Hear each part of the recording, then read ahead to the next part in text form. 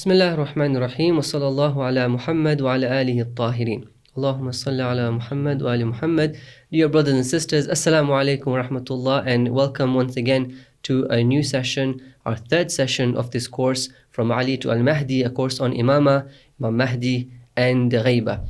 So, in the last two sessions, we've been discussing some foundation discussions on how to approach on the tools that we will use when we're studying Imamah. So how to approach the whole discussion of Imamah from its different tools. And we, Shaykh Kazim, in the last two sessions, expanded on the topic by saying that we have two major tools, the aql, the intellect, and the transmitted sources. And amongst transmitted sources were the Quran, the ahadith, and authentic history. So in the first session we talked about the aql and a part of the Quran we discussed, and in the second session we expanded more on the Quran and looked at it from different perspectives. So inshallah, in this session we'll now go on to discussing the ahadith and looking a little bit more about ahadith and seeing how if we can use ahadith in the first place, and if we were to use them, how do we go about using them, especially with the fact that we'll be using a hadith in later sessions when exploring Imamah. So Shaykh Kazim, Assalamu alaikum wa rahmatullah, and welcome to the program. Alaikum assalam wa rahmatullah. Thank you very much. Asalatum, thank you very much for coming. So let's get cracking. So today inshallah we'll be talking about hadith.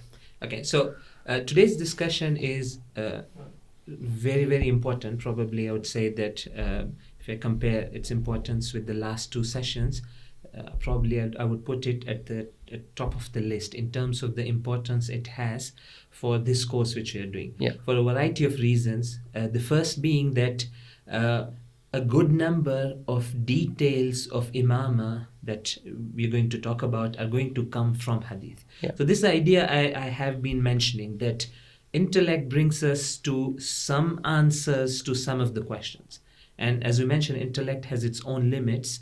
So it's going to take us one step closer to understanding Imamah. And we'll come to that part, that how much intellect can help us. Yeah. Then you go to the second source or tool for answering questions related to Imamah. And we spoke about the Holy Quran being the source. And we haven't, our discussion was not to actually study Imamah in the Quran. Yeah. And definitely that's the thing that's going to soon come. So that's the next session, inshallah. Okay. So that would be really interesting. We're just laying some foundations that, look, when Quran is used to answer any question, and for example, this specific question about Imamah, these are certain things that have to be kept in mind. So that was the second source. But we have this third source and tool that is very central to understanding of Imamah for a variety of reasons. So I'll maybe even allude to some of them. And then when there'll be a discussion in this course about Imamah from the perspective of ahadith, there it will be discussed more. That details that we have regarding the Imamah are going to come from the ahadith. So a very clear example is that identifying, for example, who's the fifth Imam, for example. Mm-hmm.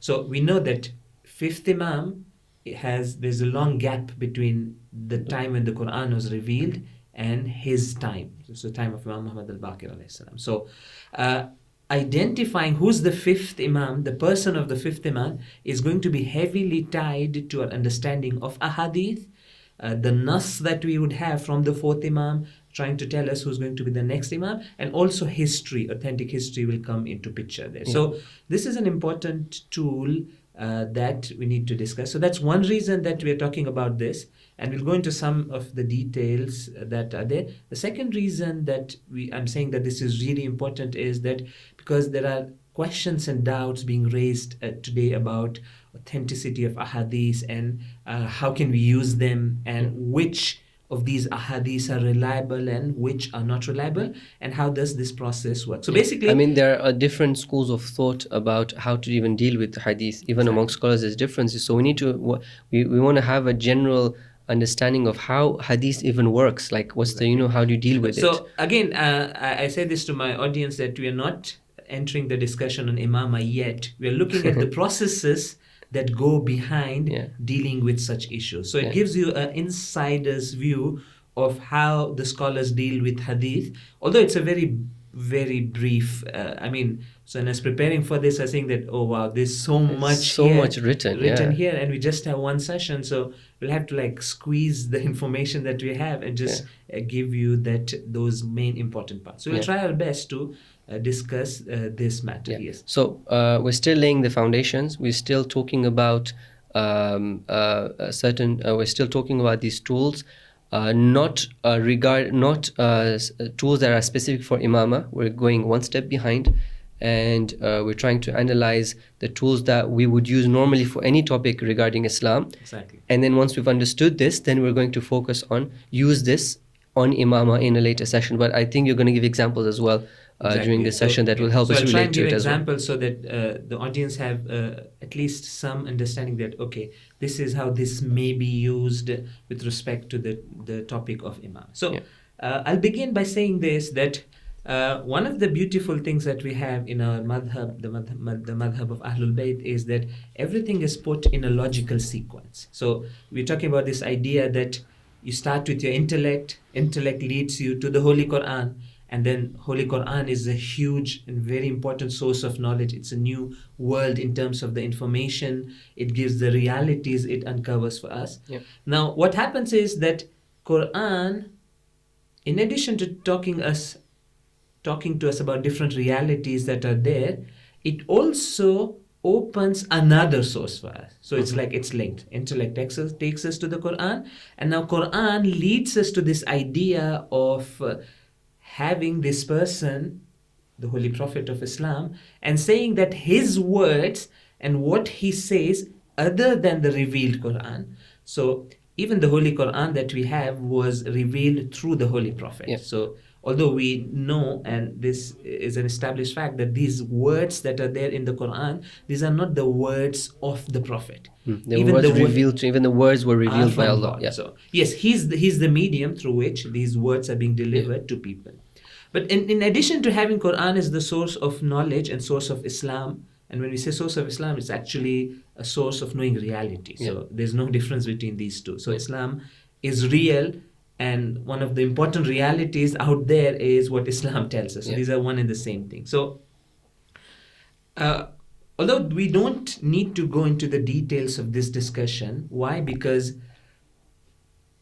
all Islamic sects accept at least the Holy Prophet to be a source of Islam. His words and whatever he says to be a source of Islam. So there's a consensus amongst Muslims that after Quran we have another source, and that's what the Prophet would tell people, explain people, talk about the different details of religion. So if we really wouldn't have the need to go into the discussion, because everyone accepts it. That's true. The question though would be that what the Prophet tells us outside of the Quran, firstly, is it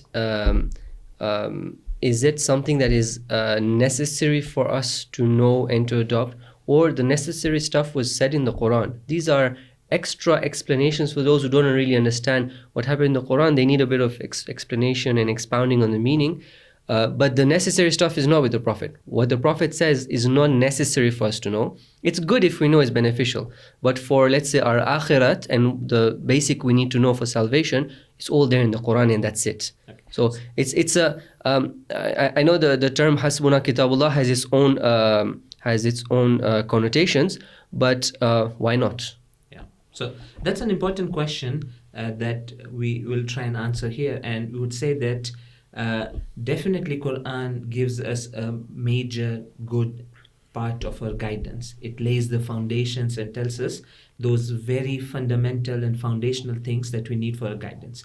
But we know for a fact that there are many things in the Quran, there are many things which are not mentioned in the Quran, and we know for a fact historically that the Holy Prophet came and he explained and mentioned those things. And when he mentioned those things, he would say that, for example, there's no mention of how exactly a prayer is supposed to be, other than just the mention of it having a ruku and, for example, sujood. So, but this exact format of how you pray was something that was given to the people as something that's binding from the Holy Prophet. So we know historically that the Holy Prophet would come and would give the details of ahkam, for example. And the Quran hasn't mentioned them, so the Quran assumes that you're going to get the rest of the information from the Prophet. I'm going to give you this amount that Salah is wajib, and then you go to the Prophet and get it. And to do that, Quran has many verses that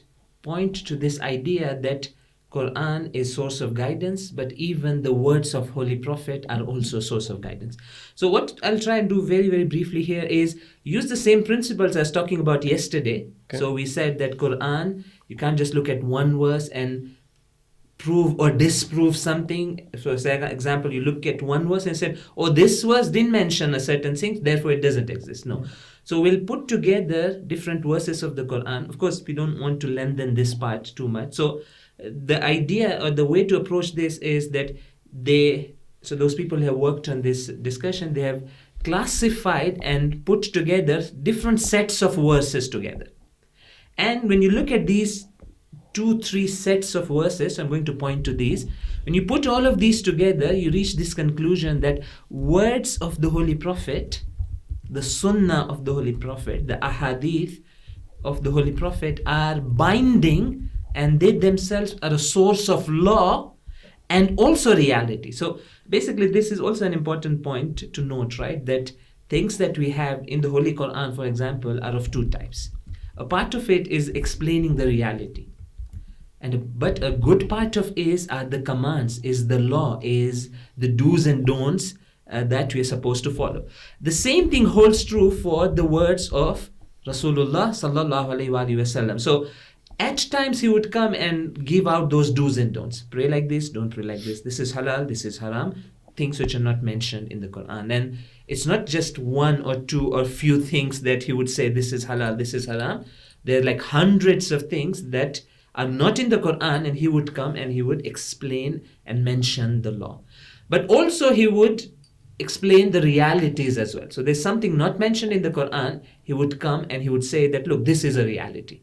Okay, and let me just connect it to the discussion about Imamah. So sometimes people have this question, and it will be answered in the discussion about Imamah from the Quran, that, oh, why is name of Amirul Mu'mineen not mentioned in the Quran? So it's an important question. Do make sure that when you have the session, you ask it. I'm sure you have these questions with you. But for whatever reason, name of Amirul Mu'mineen is not in the Quran. But it's very clearly there in the words of the Holy Prophet. Okay. So if I accept words of Holy Prophet to be something that uncovers reality for me, and the Holy Prophet comes and says that Man kuntu mawla fa aliyun mawla, for example. He's telling us something really important, and following that becomes binding on us. So you see that there's a strong link between words of the Holy Prophet and the idea of Imamah and Amirul Mu'mineen being the first Imam. Yeah.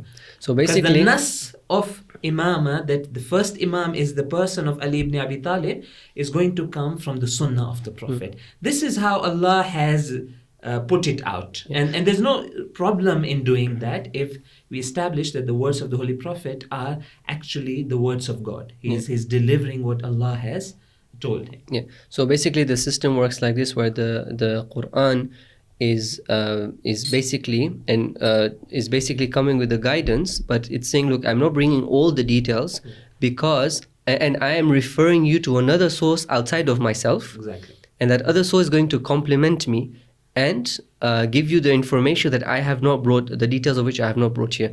So the details that the Prophet gives us are as binding as the details the Quran gives us. Exactly.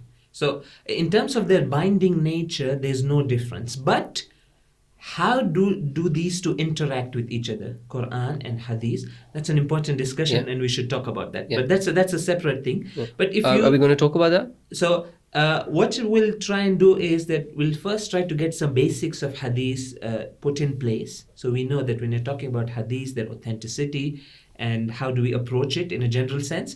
When that's done, then we'll be in a better position to talk that, okay, now Hadith is this, These are the authentic ahadith. These are the ones that you can rely on. But you also have the Quran. How do these two interact with each other? What's the exact I won't precise? question you on this right now. So if you want to make it systematic, this would be a better approach. We finish this one discussion and so let me come back to what we're discussing. So there are a number of verses in the Holy Quran that tell us that prophets are explainer of the wahi sent by Allah subhanahu wa ta'ala. So let me read one of those verses. So this is Surah Ibrahim, verse number 4. وَمَا أَرْسَلْنَا مِن رَسُولٍ إِلَّا بِلِسَانِ قَوْمِهِ. We did not send any apostle except that he would speak the language of his people, right? Because he's there for guiding them. So he needs to be speaking to them in their own language. So Rasulullah would speak to people in Arabic. Why? It says, لِيُبَيِّنَ لَهُمْ. So this says that he might explain our message to them. Okay, so then it says, فَيُضِلُّ اللَّهُ مَن يَشَاءُ وَيَهْدِي مَن يَشَاءُ. So what the Mufassirin have said here is that this sentence that's coming, فَيُضِلُّ اللَّهُ مَن يَشَاءُ وَيَهْدِي, shows that that explanation which was given by the Prophet completes the hujjah on the people. That if someone accepts the guidance, it's for his benefit. If he rejects this explanation given by that Prophet, then he is entering into misguidance. So they've used this connection between these two verses. So this is how they used and to make the meaning of the Quran. So they said that the words and the explanations given by the prophets are binding. Why? Because when this explanation comes, the path of guidance and misguidance becomes clear. So this is a nice way of putting it together and saying it. So this is one set of verses. I'm not going to go through all of them. For example, there's another verse in this Surah An-Nahl, verse number 44, that talks about this same idea for the Holy Prophet of Islam. Okay, so I think let me just quickly read that if you can for just you. quickly read it. So this is regarding the Holy Prophet. So it has this word, لِتُبَيِّنَ. وَأَنزَلْنَا إِلَيْكَ الذِّكْرَ لِتُبَيِّنَ لِلنَّاسِ مَا نُزِلَ إِلَيْهِمْ. Exactly. So this is the verse. So it said, وَأَنزَلْنَا إِلَيْكَ الذِّكْرَ, and we have revealed unto you this dhikr, which is the Quran, لِتُبَيِّنَ لِلنَّاسِ مَا نُزِلَ إِلَيْهِمْ. So this Quran has been revealed. The apparent meaning of the Quran is clear, but yet there are details that need to be added and explained, and these details are binding. These details are something which people have to follow. It's part of guidance. It tells me what's haq and batil and what I have to follow. Okay. Although this is one set of verses, there's another set of verses that talks about a kind of unconditional obedience to the Holy Prophet. So, I mean, the number of verses that talk about obeying the Prophet are so many, right? Ati'ullahu ati'ur Rasul. So this is regarding the Holy Prophet of Islam. Regarding all the Rusul, وَمَا أَرْسَلْنَا مِن رَسُولٍ إِلَّا لِيُطَاعَ بِإِذْنِ اللَّهِ. We have not sent any apostle, any Rasul, except that he should be obeyed. Of course, he's not to be obeyed independent of Allah. حَتَّى لِيُذَا بِإِذْنِ اللَّهِ. Allah is saying it. He should be obeyed. So here, what Allama Tabatabie says, he says that this obedience to the Holy Prophet of Islam in our context is actually in two areas. So let me even read this part, because one of the things we said yesterday was to refer to experts when we want to understand the Quran, right? So I'm not going to explain right now that how did he reach this conclusion. He's mentioned it in Tafsir al-Mizan. But what I'm trying to do is that, look, there is this verse. It says that prophets have to be obeyed. Question, in what matters? It's a question, right? Allama Tabatabie answers. So he says that إِحْدَاهُمَا, the first place where we need to obey the prophets is حَيْثِيَّةُ التَّشْرِي بِمَا يُوهِيهِ إِلَيْهِ رَبِّهِ مِنْ غَيْرِ كِتَابٍ. So he's saying that one of the aspects that we need to obey the Prophet is that aspect of the Prophet being the lawgiver. So if Prophet comes and explains a law which is not there in the Quran, he has been given that authority, we are supposed to obey him. So this is when Allah says, Ati'ullah wa ati'ur Rasul. One of the aspects of obedience is when he tells you that pray namaz like this, we should obey. Him. And obedience means it's binding for us. So this is important, that the Sunnah of the Prophet, of course, you have to accurately understand it. And what's interesting here, a person can't come and say, "Oh Prophet, show me where in the Quran it says to pray like this."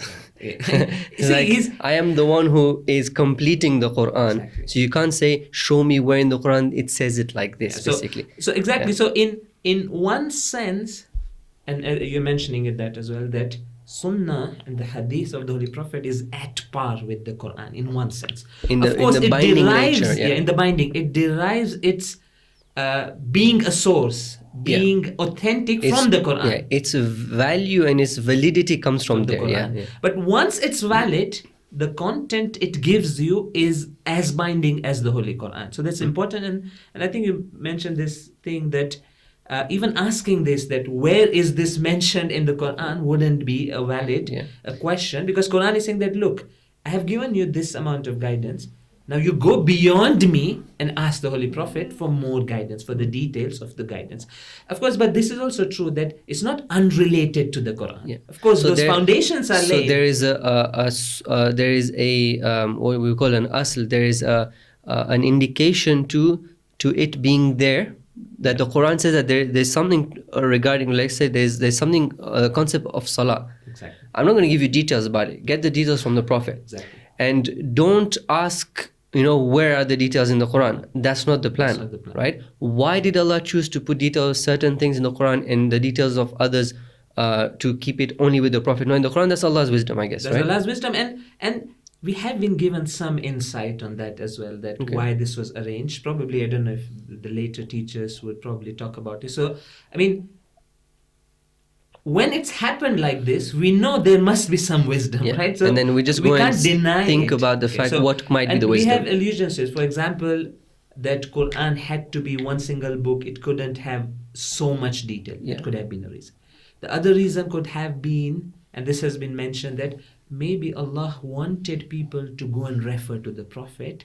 Why? Because he's also a role model. So to make that position of Prophet prominent and important, he was also made a source. Maybe that's the reason. Maybe so that attachment and connection all the Muslims have with the person of the Holy Prophet. Maybe that was intended, that people refer to him, go to him. Maybe that's part of the wisdom. And you can still even imagine very many other reasons that. So what we know is that there is definitely a wisdom behind it. The fact that this is happening, that Allah is asking us to refer to a source other than the Quran, and that being the Prophet, for now we've established the Prophet, that has its own wisdom. Why? Well, we can come up with different reasons why. So even these points I mentioned, I'm not saying this definitely is the wisdom. I'm just trying to come up with some educated guess. Yes, if I find a reference to that in authentic sources, for example, if I find a hadith that actually says that, look, this was the wisdom, I'll rely. But I can just think about it a bit and give different possibilities. So these are the possibilities. I'm not conclusively saying that this definitely was the wisdom. I'm saying this could have been the wisdom, and this is sufficient wisdom for Allah to work out this arrangement. And we know for a fact that this is the arrangement that Allah has done. A part of it is Quran. Quran leads you to the hadith, and the details are there. So what's interesting here, I brought this part from Tafsir al-Mizan. So he says that one place where we need to obey Allah is tashri'. He's giving out the law, it's binding. Now, what he does is وَيَرْتَبِطُ بِهَا كَمَا قَالَ تَعَالَى وَأَنزَلْنَا إِلَيْكَ الذِّكْرَ لِتُبَيِّنَ لِلنَّاسِ مَا نُزِّلَ إِلَيْهِمْ. The verse I previously mentioned, he refers to that here. So he's connecting the idea of ita'at to the first set of verses. So see, the same thing is happening. So you have one set of verses that tell us that Holy Prophet is the explainer of the Quran. There's another set of verses that tell us that his obedience is necessary. Allama Tabatabie is putting these two together, saying that, look, this ita'ah includes his explanation. So this is the beauty of Tafsir al-Mizan. He can connect these verses and put them in their right place. Of course, I'll just point to the second part. He says, وَثَانِيَ مَا يَرَاهُ مِنْ سَوَابِ الرَّأِي وَهُوَ الَّذِي يَرْتَبِطُ بِوِلَايَتِهِ الْحُكُومَةِ. So the other part where obedience to the Holy Prophet is necessary is in the matters of governance. So in addition to being a source of law and source of Islam, the Holy Prophet also held the political position. He is the divine political leader of all the Muslims. And in that sense, his obedience also is obligatory. So these two aspects of obedience, Allama Tabatabie mentions, and then he cites another verse to prove this second part. لِتَحْكُمَ بَيْنَ النَّاسِ بِمَا أَرَاكَ اللَّهِ. So this is Surah An-Nisa, verse number 5. It's very clear that you're supposed to judge between people, do hukm between people, بِمَا أَرَاكَ اللَّهِ. Of course, he's not going to randomly judge between people. He'll have divine criteria to rule. So that's the divine leadership of the Holy Prophet that we have and that we had seen in history. So I think we'll not go into more detail. So there's a third set of verses, for example, people have used saying that this idea that Holy Prophet is a role model. So this takes us to a new dimension which tells us that his actions are also binding. So I'm slowly. What do you mean by actions being binding on us? So here we come to this idea that when we say the Sunnah of the Holy Prophet, we actually mean three things. One is the words of the Holy Prophet are binding, they're source of law, they're a source of reality. So that's the hadith that he's been speaking. These are the words. But in addition to that, there's a second thing which is part of Sunnah is his actions are binding. What does it mean is that the least, I'm saying, the least that it means is that if Holy Prophet performs an action, definitely it's not haram. Okay, because he's the role model. And the other qualities of the Prophet, that he's ma'asum and other things that will be discussed later. So when he does something, that also tells us a reality.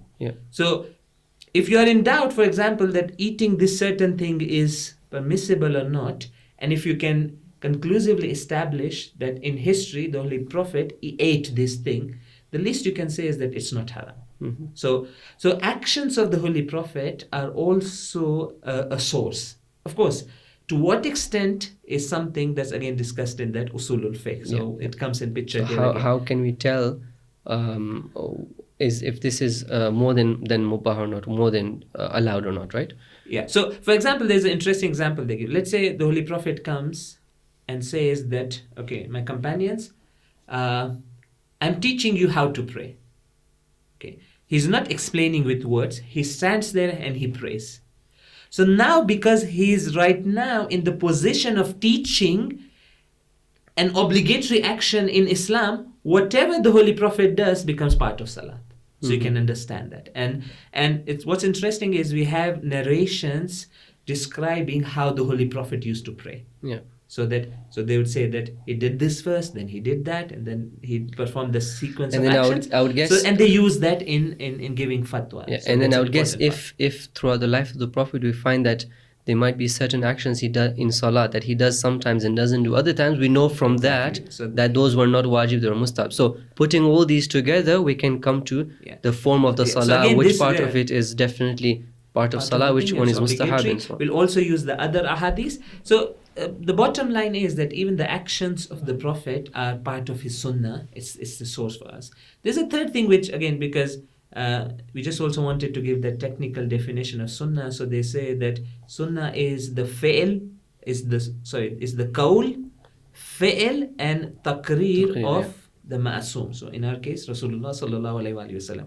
So his words are part of the Sunnah and his actions, they're binding. His action, there's a third thing, and that is that when something is being done in his presence and he approves of it.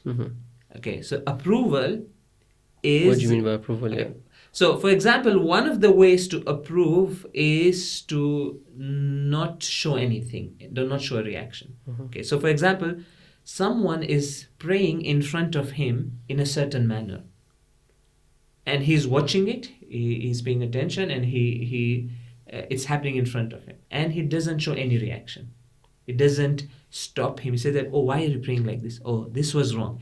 If he doesn't do that, we take his silence as an approval. But this, I guess, this is based on another premise, which is that it is the duty of the Prophet to speak when he sees something wrong. So all this has been worked out in detail. So they've said that, why is it his duty? So some have come and said that, look, he's the Prophet. it's obligatory upon him to do amr That's bil that's ma'ruf and nahy that's anil what he's munkar. come for. He's come But for. then there's Or he's also come to explain the guidance, and then- now the guidance is not happening in front of him. But then there's also the idea that maybe it's his duty, but there is something preventing him. For Exactly, example, let's say, for example, somebody is praying. Let's say, I'm out of the blue. Somebody is praying really badly, but let's say, for example, the Prophet knows that if he tells him, this guy is going to react really badly and cause chaos. Okay, exactly. And it's not worth it here, and people know this, they are aware of this, for example. But you'll have to establish that. You'll have to establish So, for that. example, you have look to at the establish historical the fact that there is a barrier that stops the Prophet from doing so this. again, we're not here to discuss all these details and technicalities. We're just trying to say that, look, his silence can have meaning. Yeah. We can understand things from it. How we understand to it, interpret how it, much we can understand it, and what's the process? Definitely, there's another place. So for its each discussion. and every situation will need to be analyzed in itself, own thing. and look at the different factors around that, because every silence of the Prophet will not necessarily mean the mean same thing, because disapproval. really context makes a big difference. So there. one example that also will come later, I guess, and sometimes in the discussion is this. Although it's a topic that needs a separate and solid discussion, is the idea of taqiyyah. For example, he wants to show his disapproval, but the situation is such that taqiyyah necessitates that he doesn't show any reaction. So for example, let's say Imam Sajjad, who didn't rise against the Bani Umayyah at that time, is not a sign of his approval. Exactly. Right? So this is a very good example that the situation did not allow him to express his disapproval. So his silence doesn't mean his approval. Anything, So, and it's a very interesting way of how they make the link and what are the things that go behind it. So basically, it's even kind of like you enter into a bit of intellectual argument here, that you're trying to put different pieces together, trying to actually understand that when Imam was silent, what actually was happening inside him. Yeah. Was he approving that he was silent or no? He was disapproving of that thing, but the things that led him to not show any reaction. Anyway, so we don't want to go into the details of it. So the bottom line is that we have this thing called hadith, okay, or the Sunnah of the Holy Prophet. And of course, we know that a major portion of the Sunnah are the words. It's the hadith. These are the things that have been narrated from Rasulullah. So you have Qala Rasulullah sallallahu alayhi wa sallam, means he said something. So this is something that we need to talk about. So what I'm going to do is that when we're talking about hadith, there are two important things that in terms of the method of benefiting from hadith that we need to take into consideration. One is that the meaning of the hadith. So hadith is a sentence, right? It's a sentence in Arabic. So how do we understand it? We don't need to go into the details because the principles are the same which you mentioned for the Holy Quran. Yeah. So in terms of Quran being a text and hadith being a text in Arabic, there's no difference. So all those things we said would apply. You need to know Arabic, you need to know principles of jurisprudence, those general laws of understanding text. You need to look at all the hadiths together. You can't pick out one hadith and derive a conclusion. All those principles that we mentioned, you need to look at the historical context of that hadith if it has any involvement in understanding. So all those tools would come when it comes to understanding the meaning of hadith. So we won't repeat that discussion, but you can go through many, many examples of this, that sometimes how we can have a wrong understanding of something if we just like look at one hadith on a topic and then say that, okay, this is the conclusion. No, you have one hadith. There can be other ahadith that limit the scope of that hadith. Generally, I think it's really important, and I've seen this myself in many discussions I've had with brothers and sisters, even from different sects. Actually, I've seen it, where the brothers and sisters usually fail to consider the different factors that affect a particular hadith or a historical event. So for example, let's say, why did Imam Hassan not continue fighting? Why did Imam Hussein continue fighting? Why is there a contradiction? Well, there's no contradiction here. It's a He was context. in a context that did not allow him to do that. And the Imam is there to decipher, is this the right time to fight or not? Right. Now, we may think, but that was the right time to fight. But by looking at the actions of the Imam, we come to realize that no, if Imam decided it's not the time to fight, that means that's the right thing to do. Now, we can think about, speculate why it would have been, right? But this putting the factors together, looking at the context, looking at the different factors and the verses and the hadiths, putting all this together is really important to understand one thing. We can't just pick one part of the story and then come to conclusions and then, take it all the way forward. Exactly. Like, for example, take it out from the context, from that setting, and try to say that, okay, this doesn't make any sense. No, if you put it back in that setting, it makes perfect sense. For example, you want to analyze actions of the Imams. It's an interesting part, like their political conduct, for example. How they, very, very different. How for Imam different Ali Imams. behaved in his time, before his Khilafah, during his Khilafah, and how Imam Hassan behaved and how Imam Hussein behaved. And then after Imam Hussein, there's very different behavior. But then all of it has its own wisdom. Yeah, and what we say here is that the conduct of the Imams was a principled conduct, but they had to take into consideration many, many principles and how these different principles would interact with each other for that particular situation. It expressed itself in would be very different. The manifestation of it in the outer actions differs, and basically. That's what you say, is that, look, it's life, it's complex. Especially if you go into social matters, there's so many factors and considerations. So this is an important point, that we need to slowly start appreciating the complexity of the setting in which the Imams were placed. And one of the important roles was a very social role of guiding the people, guiding the Muslims, guiding the Ummah. Ummah. Sensitive. It's such a sensitive role. So there's so much happening. So we need to keep that holistic understanding when it comes to Hadith, the words of the Imams, and also their conduct and their actions is a really important thing. So, okay, Shaykh Kazim, we'll take a quick break right now, and then we'll continue the discussion. So, brothers and sisters, if you want to take a quick break, get some tea, water, inshallah, this is the time. We'll be back in a few minutes, inshallah.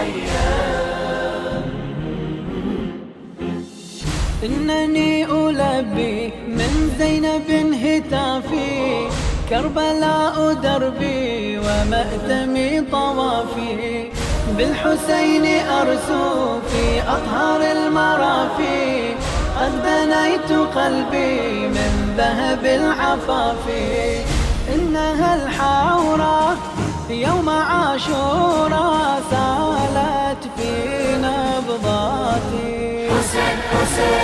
خيمة المأتم أدمعي زمزم تجري بالندبات، موكب نوري والمأتم سوري في نبض الشعور، لبيك يا حسين، كربلاء حياتي في كل فتاتي نادت بالثبات، لبيك يا حسين، لبيك يا حسين، زينبية روحي حسينية، أعني زينبية روحي حسينية، قدوتي سكينة فاطمة ورقية، قدوتي سكينة فاطمة ورقية. الحسين ديني وكربلاء هوية، وهي في حجابي تجعلني قوية، تكمل المعالي تنتصر القضية، بالدم الحسيني والمرأة الزينبية، كربلاء عيني في مياديني نادت يوم العاشر، واشتياقاتي للزيارات تجري سيلا هادئ. حسين حسين ومن إبائي نخلا كربلائي في كل النساء. صدري كل عاشر يجري بالحرائر قد هز الضمائر. لبيك يا حسين لبيك يا حسين. زينبية روحي حسينية علي زينبية روحي حسينية قدوتي سكينة فاطمة ورقية قدوتي سكينة وفاطمة ورقية. بالطفوف أنمو من ألق الطفولة وهوى سكينة يملأني بطولة وأسى رقية والطفلة العليلة في عميق روحي قد غرس العقيلة. طفلة أكبر خيمة المنبر حزني في أجفاني. حسين حسين والحسينية في الحسينية بالعشر عنواني. حسين حسين أمي علمتني وعيا ألهمتني أدعو عند حزني. ربتني أبية أبقى زينبية من دمعي رقية. لبيك يا حسين لبيك يا حسين. زينبية روحي حسينية علي زينبية روحي حسينية قدوتي سكينة فاطمة ورقية قدوتي سكينة وفاطمة ورقية.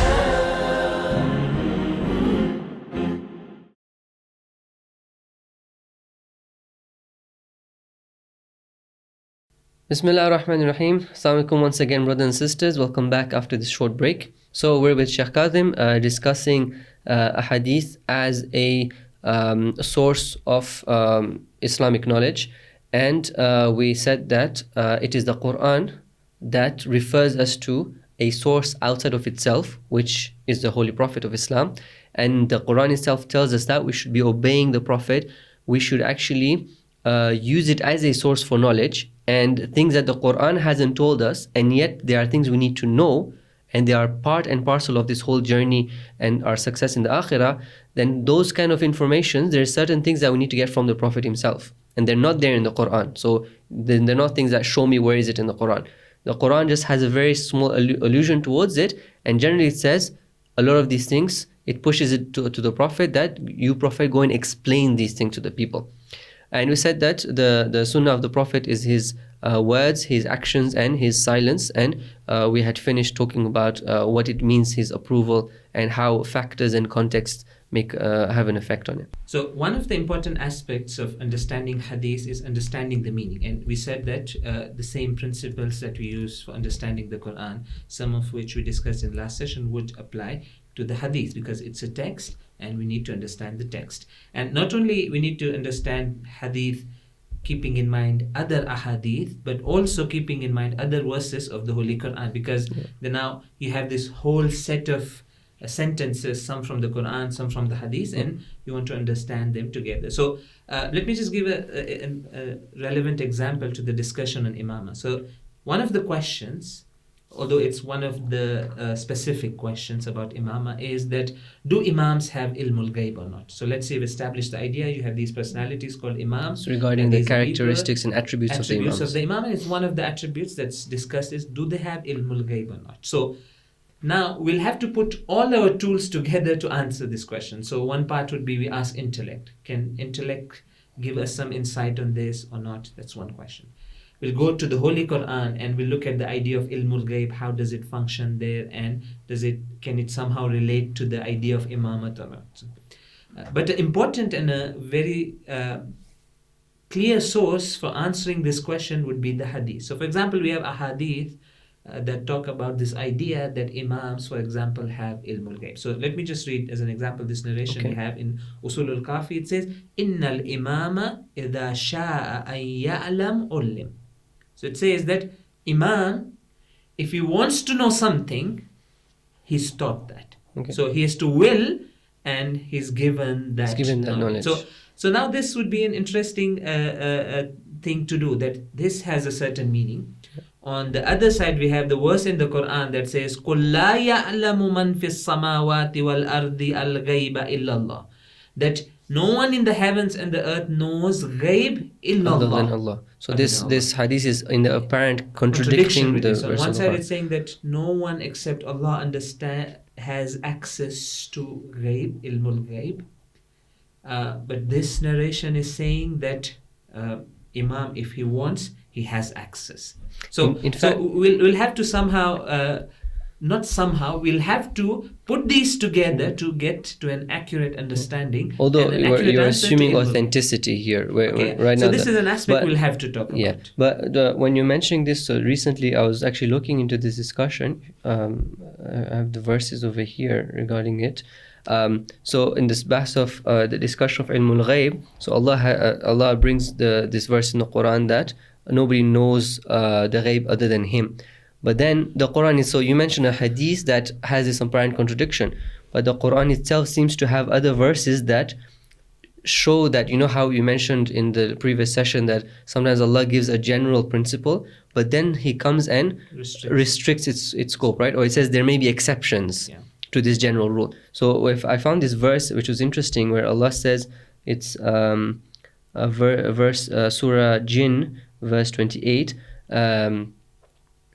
verse 26, Alimul ghaybi fala yudhiru ala ghaybi ahada, the knower of the unseen, so he does not reveal his secrets to any, he does not reveal the ghaib to any, illa man irtada min rasulin, except to him whom he chooses as an apostle. So Allah is saying that the ilmul ghaib that Allah has and that He doesn't reveal to anybody and only He has, but there are some people He does reveal to, and those people are His prophets. And so, that will be an interesting hint to pursue, that when you can have certain people who can have access to ghaib, of course bi'idhnillah, and with all the baggage that is going to come, then it might even help us to reconcile this hadith with this whole idea of ilmul ghaib in the Quran. So there's many occasions like this where Allah gives a general principle, but then Himself somewhere else in the Quran gives an exception, showing that general principle was not exclusive and it wasn't in 100% general. It wasn't universal.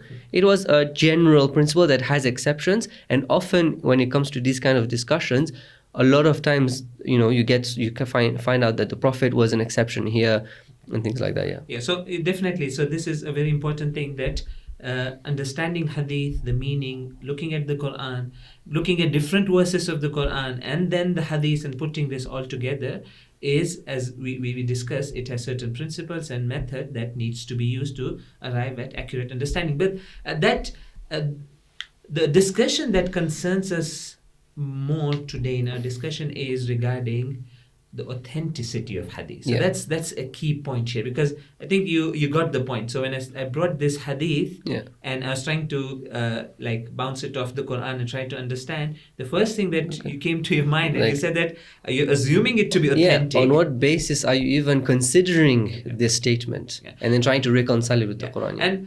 And you're right, because if you look in a very technical sense, there's a big difference between how the Quran was transmitted from one generation to another and how the ahadith were transmitted. So when it comes to the Holy Quran, we rarely, except in very academic circles, have a discussion about the transmission of the Quran, because it's known. It's a given. It's a given thing. It's a historically recorded fact that Muslims gave so much importance to the Quran. Hundreds and even thousands of people memorized it. There are things written down. They were checked properly that these are the things that we know, that this book that we have, the Mus'haf that we have today, is exactly what was revealed to the Holy Prophet. So that connection can be made. So authenticity in terms of its transmission. So they call it in terms of its sudur, is definite for the Quran. So we wouldn't go into the discussion. Of course, as an academic pursuit, you can go into the discussion, and you have, for example, a subject in Hawza Ulum al-Quran that will talk about some of the aspects. But we know this, and it's not a big concern. But hadith is not like that. Hadith is very different. So you have some ahadith which appear in many books, right from those original and sources of hadith close to the time of the Holy Prophet.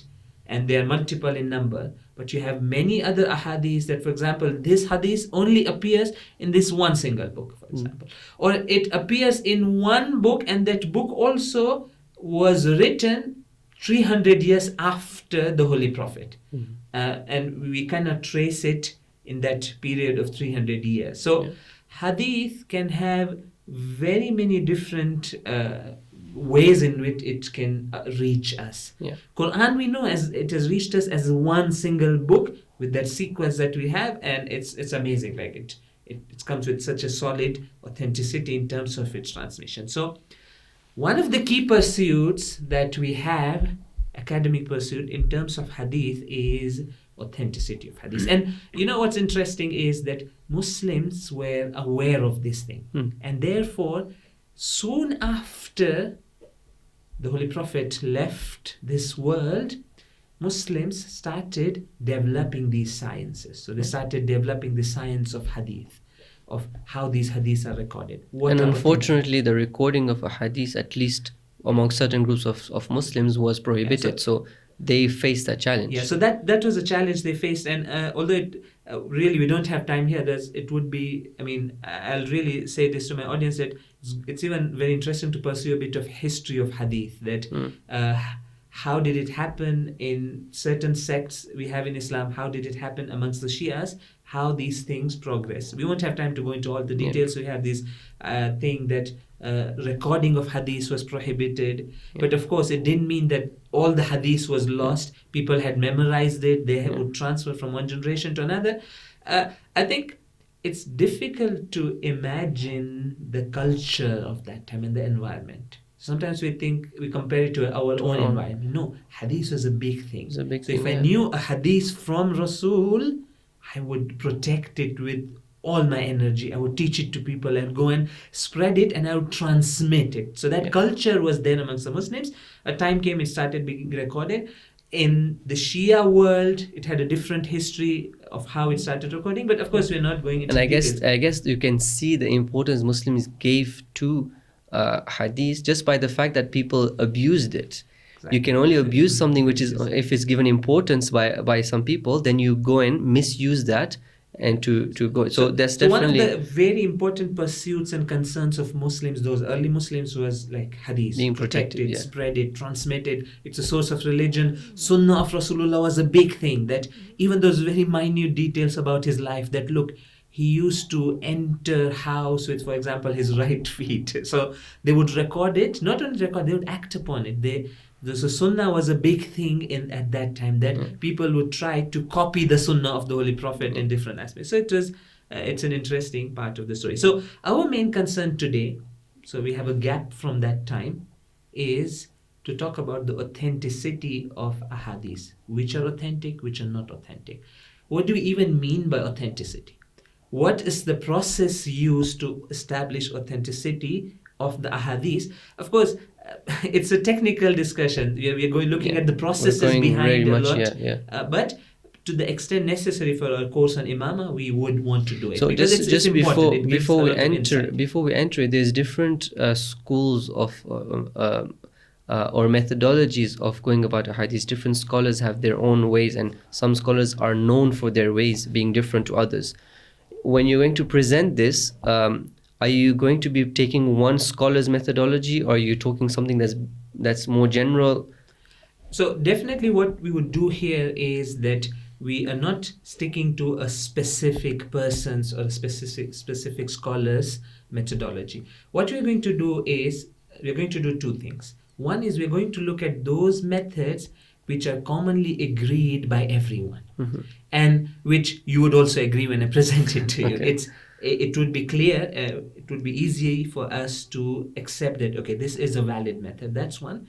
And in some cases, we'll go to the most common and the mashhoor method that's used by a great number of scholars. And scholars, we mean experts in the field. So both of these are going to help us form a relatively clear and good picture of how these things function. And authenticating ahadith, what does it involve? Of course, it's going to be a very brief discussion with only a few examples, so we get a taste of it. It's not a full discussion about hadith or rijal and sanad and how do you establish authenticity. We're going to refer to parts that we need for our discussion. If I can just add that if somebody is wondering why should we even bother, so I've seen this before, that some people say that why should we bother spending so much time on a hadith when we know there's so many issues, there's so many difference of opinions and all that. Let's just put it aside and stick to the Quran. But that doesn't work, because we just established that the Quran itself told us, go and follow the Prophet. There is crucial, necessary information that you will find with the Prophet, which is the Sunnah, which is the hadith, right? It's expressed in the hadith.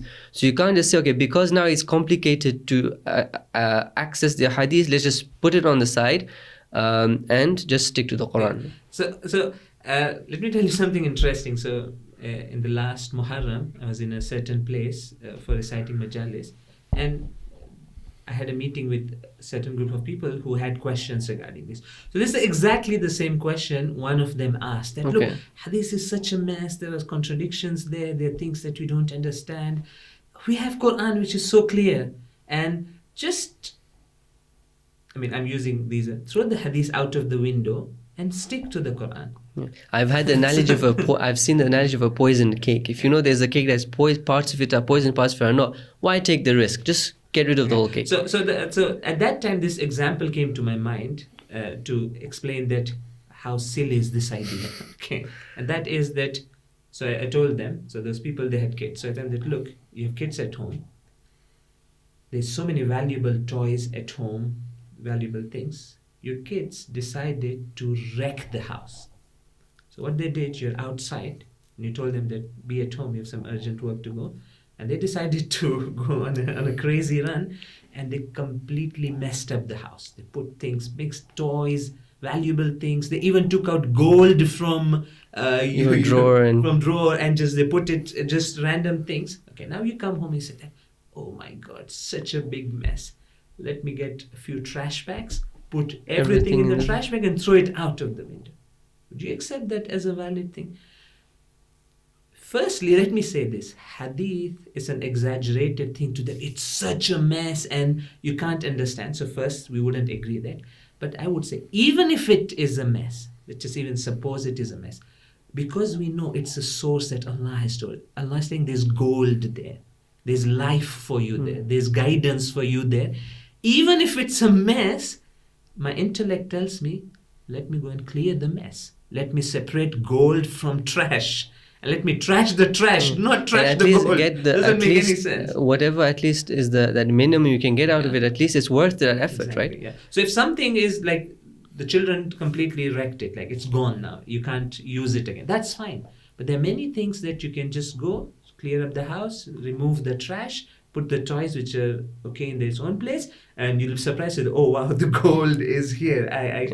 Alhamdulillah, I was careful. And just to build on this analogy, gold is such that kids can do nothing to destroy it. It's solid and it's going to stay forever, and nobody's going to be able to destroy it. This analogy would help, saying that it becomes a duty to be behind this pursuit of finding the authentic hadith.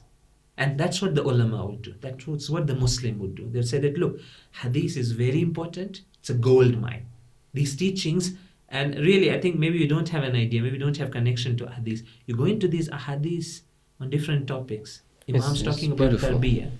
You're like, wow, it's beautiful. This is the gold mine. So let me say this here. Sometimes you feel really sad that some people, out of their, I don't know what to say, ignorance, less knowledge, they take such a harsh approach with respect to hadith that eventually the way they talk about hadith, it ends up raising hadith to ground, like it bulldozing hadith as a complete whole. No, don't do that. you're doing a big disservice to people. You're breaking the connection between people and the teachings of the Ahlul Bayt. And how important are these teachings? So this famous narration from Imam al-Ridha, he comes and says that you don't need to like force people to come to us, the Ahlul Bayt. You just go and teach them our words. لَوْ أَلِمَ النَّاسِ مَحَاسِنَ كَلَامِنَا لَاتَّبَعُونَ. You just tell them these beautiful teachings that we have of the Ahlul Bayt, people will follow. So I feel taking this very harsh approach to hadith is a big disservice to the people. Because we have some wrong hadith, and we'll talk about that, you want to just discard everything and miss out on those life-giving teachings that we have from the Ahlul Bayt. So, I mean, I'm just expressing it. This is it's a sad thing that you feel that why would you want to do that? Yeah. A more rational approach is that you say that, okay, if you're concerned about authenticity of the hadith, fine. Let's go and look at the ways to find the authentic ones from the unauthentic ones. We leave those which are not authentic, and then we stick and benefit And from even the authentic when we're teachings. saying, when you talk about authentic, we mean authentic in a specific way, right? Yeah, exactly. So the next discussion we would have is to a bit try and get an insight into this idea of authenticating hadith. Okay. So we're going to dive into that. So I think you'll make it clear what we mean by authentic, because from what I know of how the ulama work, it's not just because something is not authentic, you don't use it, right? So now, so what I'll do is I'll come to this meaning of what do we mean when we say a certain hadith is authentic. It has two different meanings when we say a certain hadith is authentic. But before that, I just want to put things in perspective that when we talk about authenticity of hadith, what are we talking? So I'll divide it into three stages. So hadith, the words of the Holy Prophet, and later if the Imamah is proven, the words of the A'immah, they have three stages to it before they reach us. Okay. So we are sitting here in the 21st century and reading a certain hadith. How did it reach us? Three stages. Stage number one is when that first narrator heard it directly from the Imam.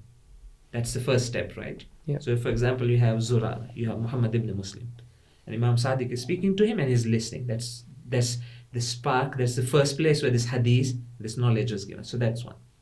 The second stage is that this hadith was preserved, recorded, and even written. I mean, so I would probably come to this later even a bit with more detail, that there was the Ahlul Bayt inculcated a certain culture of recording hadith.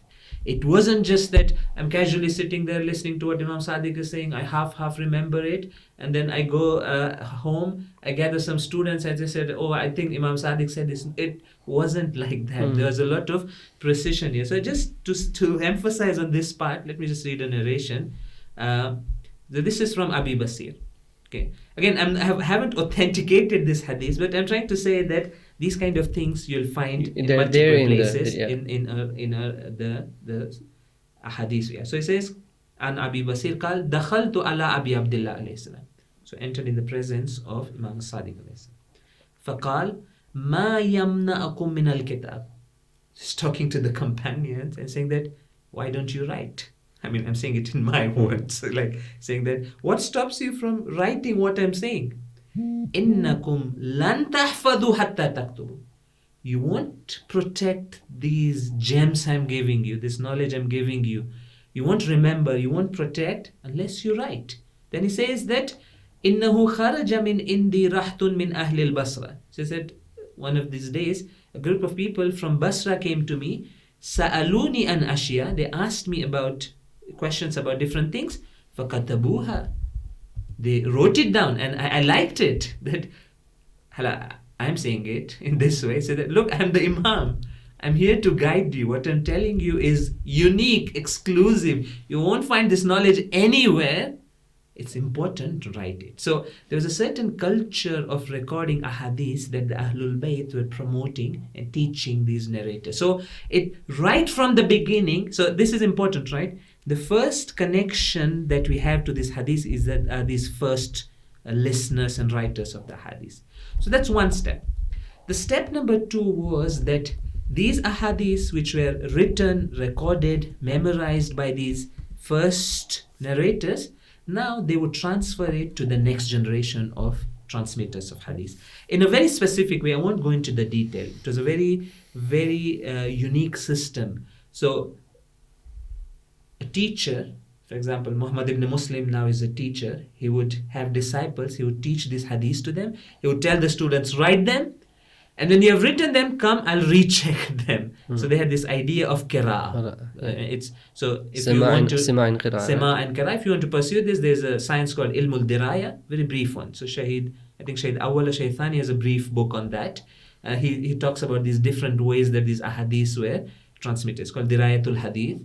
So it's amazing, right? Like a teacher teaches these ahadith. So for example, teacher had 100 hadith from Imam Sadi. He would teach it to like a few students, tell them write it and come and read it for me. I'll approve it. So sometimes they would even like sign it and approve it. So there was a whole culture. So I remember even in many of the books, the teacher, the amount of hadith that was discussed that day, the teacher would come and write on their notebooks a sign that we've reached over here. And a lot of times we can authenticate if this book was actually gone through this process or not by seeing the actual writing of the companion. So this again, it's important to imagine and put into perspective the culture of recording hadith amongst the Shia. It would be an interesting discussion to go, but we'll digress on the main topic. So step one, the first listener listens, the first narrator Rawi. Yeah. Now the second step is he transmits it to the next generation. He would also write it then to the next generation, and it's being transmitted until you reach a point that these narrations that had these different chains of people were compiled into these big massive books. Okay, so this is stage 2. These narrations being written, recorded many times into small books, booklets. So if you want, you can pursue this idea of usul arba mi'a. So usul would be these small books of hadith, particular to a particular narrator. So a few of those have remained. We have them, that this is the asl related to this person. So these are basically his personal diary of ahadith. He would have recorded it there. And then what happened, some of the scholars, and we should really thank them, they had this insight that, look, you have these so many hadiths, why not collect them into one book? So you have Muhammad ibn Yaqub al-Kulaini doing this amazing job of collecting, putting together all these hadiths in his famous book, Al-Kafi. So that's the second step. Once these ahadiths were combined into these well-formed, famous books, then these books now would be transmitted to us. Okay, so why did I make it into 3 steps? Because step 1 and step 3 is not a problem for us.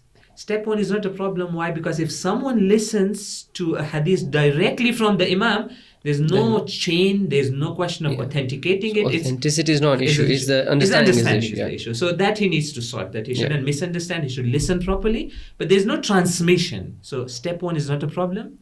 Step 3 is also not a problem, because once these books were compiled, we have those manuscripts, the original manuscripts of these important books, Al-Kafi, Man La Yahduru Al-Faqih, and all these famous books that are there. Once they're put into books, they were kind of protected, because now the copies of that books were made, multiple copies, they're preserved, and it's a whole interesting thing if you want to pursue. So you have these, for example, in the holy city of Qom, you have this, the library of Ayatullah Khoi.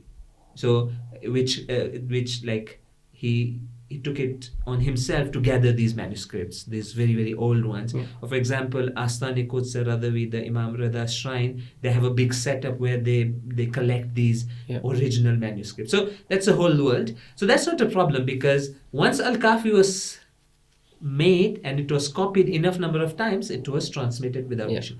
So part number 2 is what we come to discuss, that this transmission from the time of Imam Sadiq to the time of Kulaini. So this thing, if we establish authenticity in this period, and where you have this idea of having chains of transmission, different narrators, their authenticity, are they thicker or not, can we trust them or not, all these things they come into. So I've just tried to put it in perspective. I know it's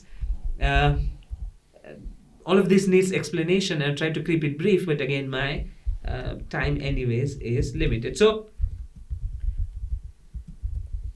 I would have really liked to talk about the culture of hadith, and I began talking about it, that how was the culture, how careful the narrators were. I wouldn't have time to go into a lot of details, and probably I think I am, because I saw the lineup of the topics, when there's a discussion about ghuluv, this thing would be discussed more. Okay. Because what's happening right now, and the thing I'll say this in a very brief, in few minutes, is that what's happening right now, that some people are trying to portray this picture about Shia hadith, that look, the hadith that we have was tampered with, was changed. The Jews did it, the Zoroastrians put so many of their ahadith, those kadhab people, those liars, fabricators, they put, the ghulat came and messed up with the Shia hadith, and eventually the hadith compilation that we have is you can't actually rely on it. Tampered with so much. It's tampered with so much that you feel so uncomfortable that anywhere you put your finger, you say that maybe there's a high chance that this is a picture, this is the idea that is being presented by some people. As long as this idea is an academic question and pursuit, we don't mind it. Why? Because the answers would be given. And to be fair, the academic pursuit is being done. This is what the Hawza does. Basically, Exactly. it does all these. So I remember we have a teacher. So in class, whenever we would ask a question, and we'd ask with a lot of this thing that, we have found that question, now he can't answer. So listen to the question carefully. He would say, it's a really good question. Then he would pause and say, but the answer is better. Yes, the questions can be raised. So this is a question that has the Shia hadith been tampered with so much that it's very shaky, you can't rely on it. If we would have an insight into the culture that the Ahlul Bayt had promoted of recording the hadith, the precision that went into, for example, just to give an example, like Ghulat were trying to tamper with the hadith. The Imams came and they took a very strong stance against. The beliefs of the Ghulat and the true Shia beliefs, where the difference was clear. The ashab, the narrators of hadith, could make a difference between these. There was a culture that whenever people, then these narrators would have doubt about a hadith, they would go and show these books of hadith to the Imams, double check it. So we have instances where it's like this narrator brought this, saying that this is the hadith book, the personal hadith diary of this. Can you check it? Yeah. And the Imam would go through all of it and say that, okay, all of it is fine. So again, I'm not going into the details. Yeah. We'll discuss more of this with Shaykh So I'm Muhammad sure, Baqir. so that would come in Ghulat. The bottom line is that Imams played an active role in managing the recording of hadith. So that this is an important thing. Why? Because it was an important concern for them. They're concerned that these things would be tampered with. And another point which I'll say here, it comes from, because this is an issue has been going on, it has been going on in the history and now. So even recently, a few years ago, someone, I wouldn't mention the name, came and said a certain thing like that most of our ahadith, a good number, have been actually fabricated by the Jews. The Ka'bul Ahbars and this kind of. So Ka'bul Ahbar is an interesting character in Islamic history. Or the Zoroastrians, and he came and said this person. So Ayatullah Hashimi Shahrudi, marhum, he passed away a few years ago, one of the well-known fuqaha for times. He was one of the top students of Shahid Sadr. So he gave an answer to this thing. And one of the things, I can share that answer with you. One of the things that's very clear is that he's clearly upset that, look, anyone who has a bit of idea of how the culture of recording hadith was amongst the Shia, he wouldn't have these questions. And then one of the points he mentions, and which I want to bring it here, is the taqwa and the piety of these narrators. Yeah. That it was a concern for them. It wasn't the case that they're saying that, the Ghulat are coming and tampering with the hadith, the Jews are coming and tampering, and they're saying that And just stay idle and not do anything about it. Yeah. And not do, no, they're concerned, they're pious people, they were smart people. Let me just read one hadith for you about, it's good to know these things, the station of these narrators that we have. So let me just quickly read, it's interesting. It will give you a bit of changes. So this is a narration, says, سمعت أبا عبد الله يقول ما أحد أحيا ذكرنا وأحاديث أبي. No one has made alive our remembrance and the ahadith of my father. Imam Sadiq saying, Illa Zurara wa Abu Basir, Muhammad ibn Muslim, Buraid ibn Muawiyah al-Ijli. He mentions these four. These are like the top companions. He says, وَلَوْلَا هَؤُلَاءِ مَا كَانَ أَحَدٌ يَسْتَنْبِطُ هَذَا. No one would get to the knowledge that we are presenting. Then he says, هَؤُلَاءِ حُفَّاظُ الدِّينِ. These are the protectors of religion. وَأُمَنَاءُ أَبِي. They are the trustworthy people that my father trusted for what? عَلَى حَلَالِ اللَّهِ وَحَرَامِهِ. Imam Baqir is trusting these people with Allah's halal and haram. It's a big thing. And then he says, وَهُمُ الصَّابِقُونَ إِلَيْنَا فِي الدُّنْيَا وَالصَّابِقُونَ إِلَيْنَا فِي الْآخِرَةِ. So look, these are special people. These four names. This is amazing. Yeah. And these you say those big and famous heavyweight narrators that we have. So four are mentioned here. And you have this idea of Ashabul Ijma, these big, in the term they call Ajilla, the great and the big, the heavyweights in narrations. These were pious people, these were smart people, these were concerned people. So you understand this, you understand the culture, you understand the sensitivity that the Imams themselves had when it comes to recording hadith. You put all this together. So Ayatullah Hashmi Shahrudi, in that letter and response he wrote, says that you just need to be a bit aware of the history of hadith to realize that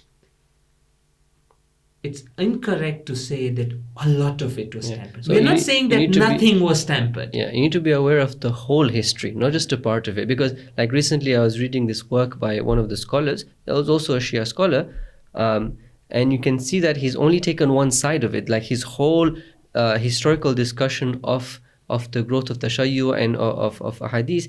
You can see clearly from his work that it is only taking one side. So we need to look at both, the whole picture, and then make a conclusion out of it. And then maybe if somebody wants to then still reach to his own conclusion, well and good. That's up to him. But let's bring the facts. Let's bring the whole picture. So all of these, I'm saying that this culture was there, the emphasis on recording the hadith was there, the sensitivity towards the fact that things were being put in books, and those books were being checked by the scholars. So basically. So all of this, and I hope a more detailed discussion would come later. So I don't know how much time do I have, and how we're going to continue our discussion. So we have a bit of time. So we thought that we'll add one more section to this session.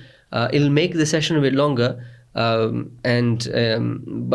I think that a discussion is interesting enough, okay, for the brothers and sisters to stay on for a bit longer, and we'll have another break as well before the next section. But I think we should finish because we don't have another opportunity to discuss these things. And I think I've reached the point where now I want to say those very key important things. So, because we want to get a bit of insight into the process of authentication and what happens as a result of authenticating the hadith. Like, what do we mean by it? So, because if we have a bit of time, it will really help. It will complete the discussion and it will set the stage for the forthcoming. I think it's important we talk about authenticity because it's a term that's loosely being thrown around. So, for example, we do have scholars even today and in the past who easily dismiss a hadith.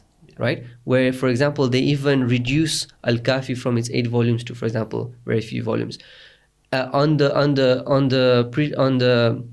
understanding that those ahadiths were not authentic. Okay, but then when you see those scholars, somehow their beliefs and some of their actions are still in line with non-authentic ahadith. So what they meant by authentic might be different. Like the word authentic is maybe misunderstood. Yeah. So I think this is something which we definitely need to go into, and we'll come to this idea that authenticity can actually have two meanings. Okay. So we'll use this idea that when I say this hadith is authentic, it can mean a certain thing, and also when I say it's authentic, I can mean another thing. And then if I don't separate these two meanings, it can lead to a lot of confusion. So exactly the same thing. So with meaning number one, I say this is not authentic. Okay. So automatically someone might be inclined to say, oh, it's unauthentic. That means it has no value. Yeah. But no, I can come and say, and we'll explain this, that with this one meaning, it's not authentic and it means a certain thing. But this thing which is not authentic according to the first meaning you can combine other things and It's- put together different. It has values, It basically. has a certain value, and you can complete its value to make it authentic in the second meaning. second But I'll try and You'll- explain okay. it. So I Okay. think we should continue it after the break. Yeah. So, brothers and sisters, so we will make this session a little bit longer. We think it is worth it. These are things that you need to hear, because they're really setting the way for the rest of the course as well. And they're very new discussions. They're not being discussed normally. And we've got an opportunity. Opportunity is not going to come back. So I really think that we should extend it a little bit. So we'll have we'll have a short break, and then we'll continue and extend the discussion for a bit longer. So have a quick break, and then we'll be back, inshallah. Yeah, and I promise that I won't make it very long. Yes. So please do come back, inshallah. Inshallah.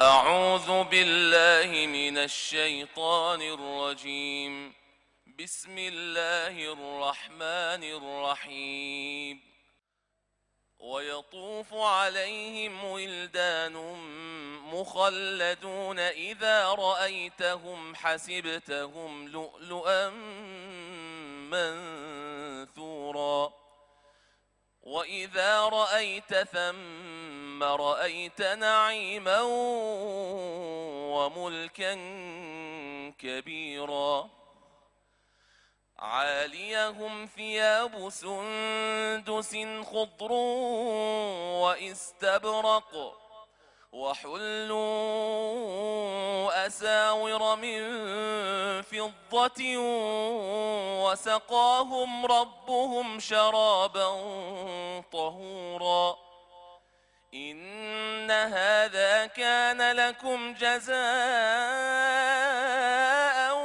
وكان سعيكم مشكورا إنا نحن نزلنا عليك القرآن تنزيلا فاصبر لحكم ربك ولا تطع منهم آثما أو كفورا واذكر اسم ربك بكرة وأصيلا ومن الليل فاسجد له وسبحه ليلا طويلا إن هؤلاء يحبون العاجلة ويذرون وراءهم يوما ثقيلا نحن خلقناهم وشددنا أسرهم وإذا شئنا بدلنا أمثالهم تبديلا إن هذه تذكرة فمن شاء اتخذ إلى ربه سبيلا وما تشاءون إلا أن يشاء الله إن الله كان عليما حكيما يدخل من يشاء في رحمته والظالمين أعد لهم عذابا أليما صدق الله العلي العظيم اللهم صل وسلم وزد وبارك على رسول الله وآله الأطهار على رسول الله وآله الأطهار.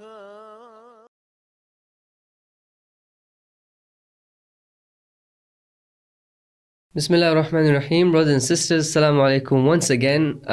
Thanks for staying over for this extra, slightly longer session. I know it's getting a bit long for one session, but with the breaks, hopefully it makes it a bit easier for you. And I think the discussion is quite interesting. It's quite a novel discussion that's not usually there in many places. So hopefully the interesting part of the discussion is removing your tiredness. So let's get back to it. We were talking about authenticity, and there is two understandings of authenticity, right? So there are certain hadiths that we call authentic, some of them we call da'if, and the perception that many people have, especially amongst the laymen, is that if a hadith is da'if, it's useless. We put it on the side. Now, when I'm saying this, I know as a fact that somebody might be thinking, okay, obviously, if it's da'if, then what reason would you have to keep it? Yeah, it's weak. Yeah, it's weak. Just get rid of it. Yeah, you're trying to bring excuses to try and save something just because you want to prove imamat, right? So I think we have come to a very sensitive and critical part of our discussion, and I'll really urge my audience to pay complete attention here, because this is a really, really important part. And what's actually happening here is that there's a confusion between two different meanings of authenticity. Okay. And I'll have to explain this very precisely. So let me begin with the first and the standard meaning of authenticity of hadith. So how does it work? So you have a hadith, and the standard way, or one of the common ways of talking about authenticity of a certain hadith, is to look at the authenticity of the narrators of the hadith. Yeah. So you have this idea called the chain of narration. Yeah. It's called in Arabic sanad. Each sanad and chain consists of different individuals from the imam to the writer of the book. So for example, I just mentioned a narration from Usulul Kafi for you, right? So I read this, Inna al-imam idha sha'a an ya'lam ullim. This is a narration. It's in Usulul Kafi. It has a sanad. It has a chain of narration. So just to give you an idea how these things work, let me read it. Read this chain. So it says, Go for it. Yeah. Ali ibn Muhammad wa gayruhu an Sahl ibn Ziyad. So it's telling, Marhum Kulaini is saying that I'm narrating it from Ali ibn Muhammad wa gayruhu, from another person. So from two people, and Sahl ibn Ziyad, and Ayyub ibn Nuh, and Safwan ibn Yahya, and Ibn Muskan, and Badr ibn Walid, and Abi Rabi al-Shami, and Abi Abdullah. So you see this chain. Okay. So the first person who's heard it from Imam al-Sadiq is this person named Abi Rabi al-Shami. He told it to the next one, to the next one. So we have these 4 or 5 people, and this chain reaches the writer of the book, which is Muhammad ibn Yaqub al-Kulaini. From Kulaini onwards, still up till here, we don't have a problem, because it's part of a book now, and that book has been preserved. Now, one way of authenticating this hadith is to go and check each narrator and ask, is this narrator authentic or not? Is he a reliable person or not? In other words, is he a thiqa or not? So thiqa in Arabic means reliable. Yeah. So what you do, you look at each single person and you ask the question, is he reliable or not? How do you answer this question? We have books of Rijal written by the Rijali experts of that time. So you have Kashi, you have Najashi, you have Ibn Ghazairi, you have Shaykh Tusi, and even you can benefit from words of others. They have written books where they talk about these individuals and tell you. For example, they'll take a name. So for example, Safwan ibn Yahya is a famous name. So Safwan ibn Yahya thiqatun. So for example, we have this software that just you type the name and the thing comes. For example, let me do it right here. So I've opened Al-Kafi. Yeah. I've typed Safwan ibn Yahya. It tells me that there are 610 narrations in Al-Kafi from Safwan ibn Yahya. Okay. Now let me read for you. So Rijal Tusi, Shaykh Tusi in his Rijal says, Thiqatun imamiyun sahihul madhab dhahir. Done. Shaykh Tusi, as an expert of Rijal, is telling me he's a thiqa. Yeah. There's other Rijal Kashi say. So basically Safwan ibn Yahya is a reliable narrator. Yeah. So just giving you an insight of how. So if you're able to establish all the people in this chain are reliable, then you say this hadith is authentic. And based on this, you have this classification of hadith into 4 types. So you say hadith is either sahih, it's either hasan, or it's muwaththaq, or it's dhaif. So I'm deliberately bringing these terminologies because this idea of a dhaif hadith is coming from this classification and this terminology, which is the work of Allama Ali. So he's the one who solidified this classification, says that a hadith are 4 types. I don't want to get into the technicalities, but you know what a sahih hadith is? A sahih hadith is something where all the people in the chain of narration are reliable and also 12 verse imami. So they're isna ashar. Yep. So if you find a hadith where all of these are like this, it's sahih. It's sahih in the sense that the people are... People have these 2 qualities. The name of those people have these 2 qualities. Have these 2. So sahih becomes the top level of authenticity. You say that, okay, if it's sahih. What if some of the narrators, what if all are reliable, they're thicker, but some of them, for example, are not Shia? For example, they are Ahlus Sunnah. For example, they are Zaydi. For example, other Islamic sects. Such a narration, they would call it as muwaththaq. So basically, they don't have the right aqidah, for example. But they're reliable people. They would relate. So this is muwaththaq. Hasan is a narration whereby some people in the chain of narrations, their authenticity and reliability is not established, but all of them are 12 verse. So that becomes the Hasan.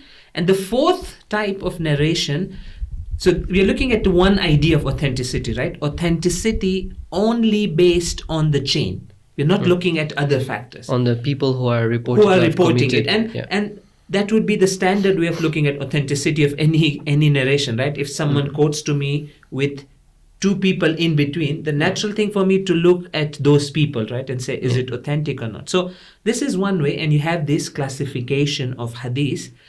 What the scholars who talk about authenticity from this perspective say is that if a hadith is sahih or muwaththaq, we accept it. It's authentic. Okay.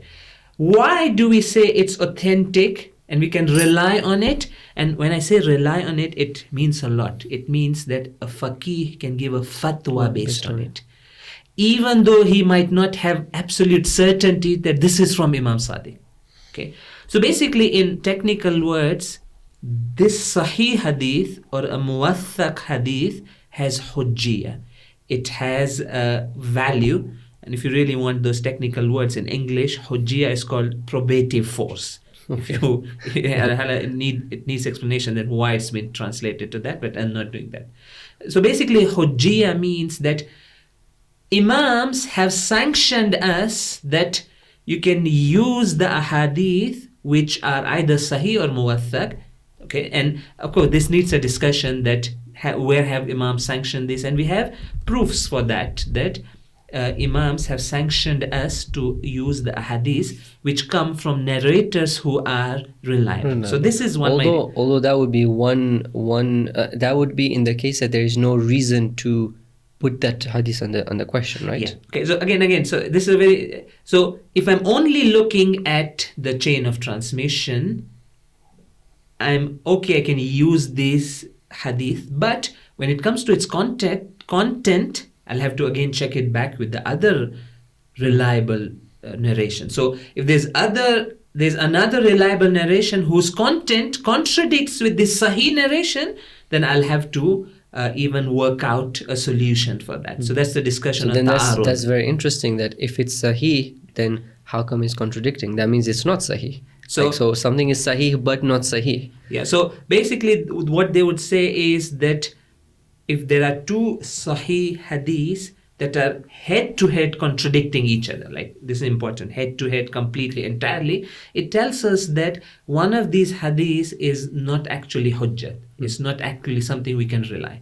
Now, how do you resolve this? How do you prefer one or the other? It's a discussion. Again, I'll refer to usulul fiqh. You go there, you'll study that. But again, we don't want to get into the technical stuff. So I come back to this idea of authenticating based on sanad, okay, on the chain of narration. So this is one meaning of a hadith being authentic. So what happens here is that this is very interesting. Let's think about this, that okay, you have a hadith and there is a narrator in that hadith whose reliability is not established. Okay, what does it mean when we say his reliability is not established? It can mean many different things. Sometimes it can mean that this person, for example, is a kadhab, he is a fabricator. How do we know? The books of Rijal would tell us. For example, this person was there, Abil Khattab. So you go and check the books of Rijal. This says kadhabun, falanun, fabricator, all that. So sometimes you have a narrator who's a liar. Okay, but many times when we say a hadith is da'if, is where it's not because there is someone in that chain of narration who's a liar, who's a fabricator. It's just because these Rijali scholars haven't mentioned anything about this person. Neither have they said he's thiqa, nor they have said he's not a thiqa. Let me give you a famous example of a hadith. I'm giving this example because you can search online. So there's this famous narration called the Makbula of Umar ibn Hanzala. So Umar ibn Hanzala is a narrator, and there's this a very important narration. There's a lot of significance in fiqh, which talks about the authority of the scholars in ghaiba. So it's talking about authority of the scholars in ghaiba, and fuqaha have discussed it a lot. So here, they don't call this narration sahih. You know why? Because Umar ibn Hanzala, neither does he have tawseeq, whereby these Rijali scholars are saying he's a thiqa, like I showed for Safwan ibn Yahya. Nor has anyone said that he was a kadhab. So we are left in we don't know. So from the perspective of each person being a reliable person, proved to have been reliable, we would call this riwayat, we'll say it's not authentic. Yeah, it's not authentic. In fact, they would classify it as da'if. Okay, but this is where a lot of confusion comes. This da'if doesn't mean weak in the sense that it has no value. Yeah. It just means that it doesn't reach that level of authenticity where we wanted every single person to be a reliable transmitter in that Can chain. we say rather than level, because then it sounds like there's doesn't reach in that meaning, that exactly, meaning even of authenticity. not level. So we'll come to examples. Because it seems like this meaning of authenticity is just a terminology. It's a classification, just to, let's say, simplify things. Exactly. And this classification and even some of these terminologies, names attached to it, have led to confusion. So this terminology was devised to classify things, make things clear, and help the fuqaha give fatwa, for example. So a faqih would look at a narration and he would say, okay, the sanad is sahih, I can give fatwa. Sanad is mu'athar, I can give fatwa. The other two is now the question, what do the fuqaha do if they have a da'if narration? So on the positive side, if they see a sahih narration or a muwaththaq narration, they do definitely give fatwa. But on the other side, it's not the case that if a narration just based on the sanad is da'if, they disregard it. No, there's another meaning of authenticity that comes into picture. Okay. And this is where the discussion becomes very interesting. Yeah. And what's that other meaning of authenticity? That other meaning is that based on sanad, you couldn't establish this is a sahih narration, which you can give fatwa based on that. But let us say this narration is such that you have enough evidence surrounding it, historical, contextual, content-based evidence, and other sets of evidence, and I'll come to that, what those pieces of evidence are, such that if you combine this different evidence, which is not to do with the sanad, it's an external. So in terms of sanad, it's not a sahih narration. In this classification, you'll say it's da'if. But this same hadith, which is da'if, weak, if you take this and have other pieces of evidence put together, if you reach certainty, kat, yakin, or near certainty, itminan, then this hadith, which according to the first meaning is da'if, is reliable, authentic according to the second meaning, whereby you would say that I have reached itminan, I have reached near certainty, and I know that this has been said by the Imam. I have ilm, I have I have itminan regarding Can this. I define the second meaning of authenticity to mean that if something is proven to come from the Imam, Yeah. regardless of how you've proven it, Yeah.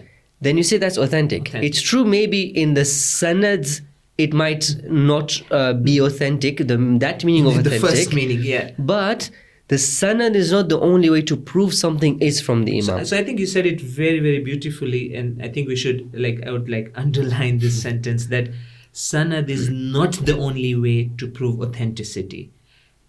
It is one of the ways, but not the only way to prove authenticity. So can we put it like this? If we want to understand why this confusion is happening, can we say that, look, generally the sanad really helps in showing authenticity, and therefore the ulama came and made classifications to see which ones of these asnad are sahih, which ones are not, so that majority of the case, this is also the second meaning of authenticity. Exactly. It comes from Imam. But we have scenarios where something in the terminology sense, in the sanad, is not sahih. In fact, but it's da'if in that da'if, terminology. But we have other evidence that show it is from the Imam. It is from there. And the other side as well, we can also say that something may be sahih in sanad, but we have evidence that it actually wasn't from the Imam. Yeah.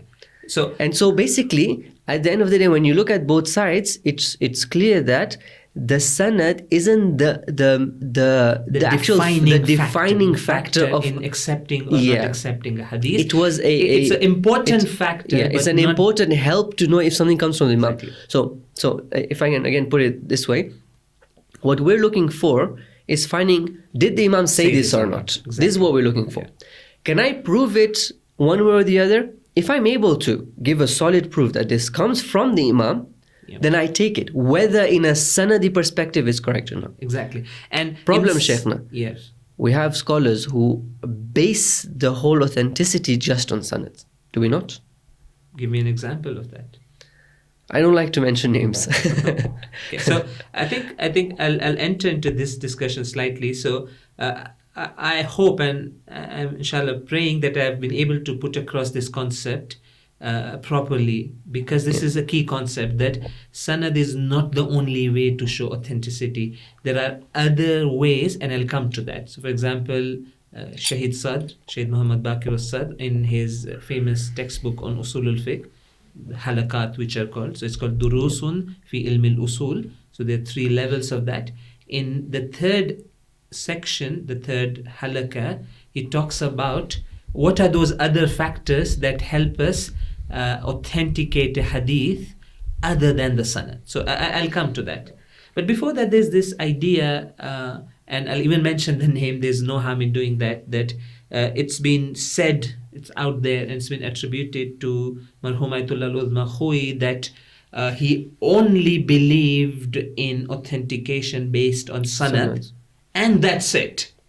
And if you cannot establish that this hadith is sahih based on sanad, that every single person is a thiqa, is a reliable narrator, then this hadith cannot be used at all. This is a perception that is presented about him in some circles by some people.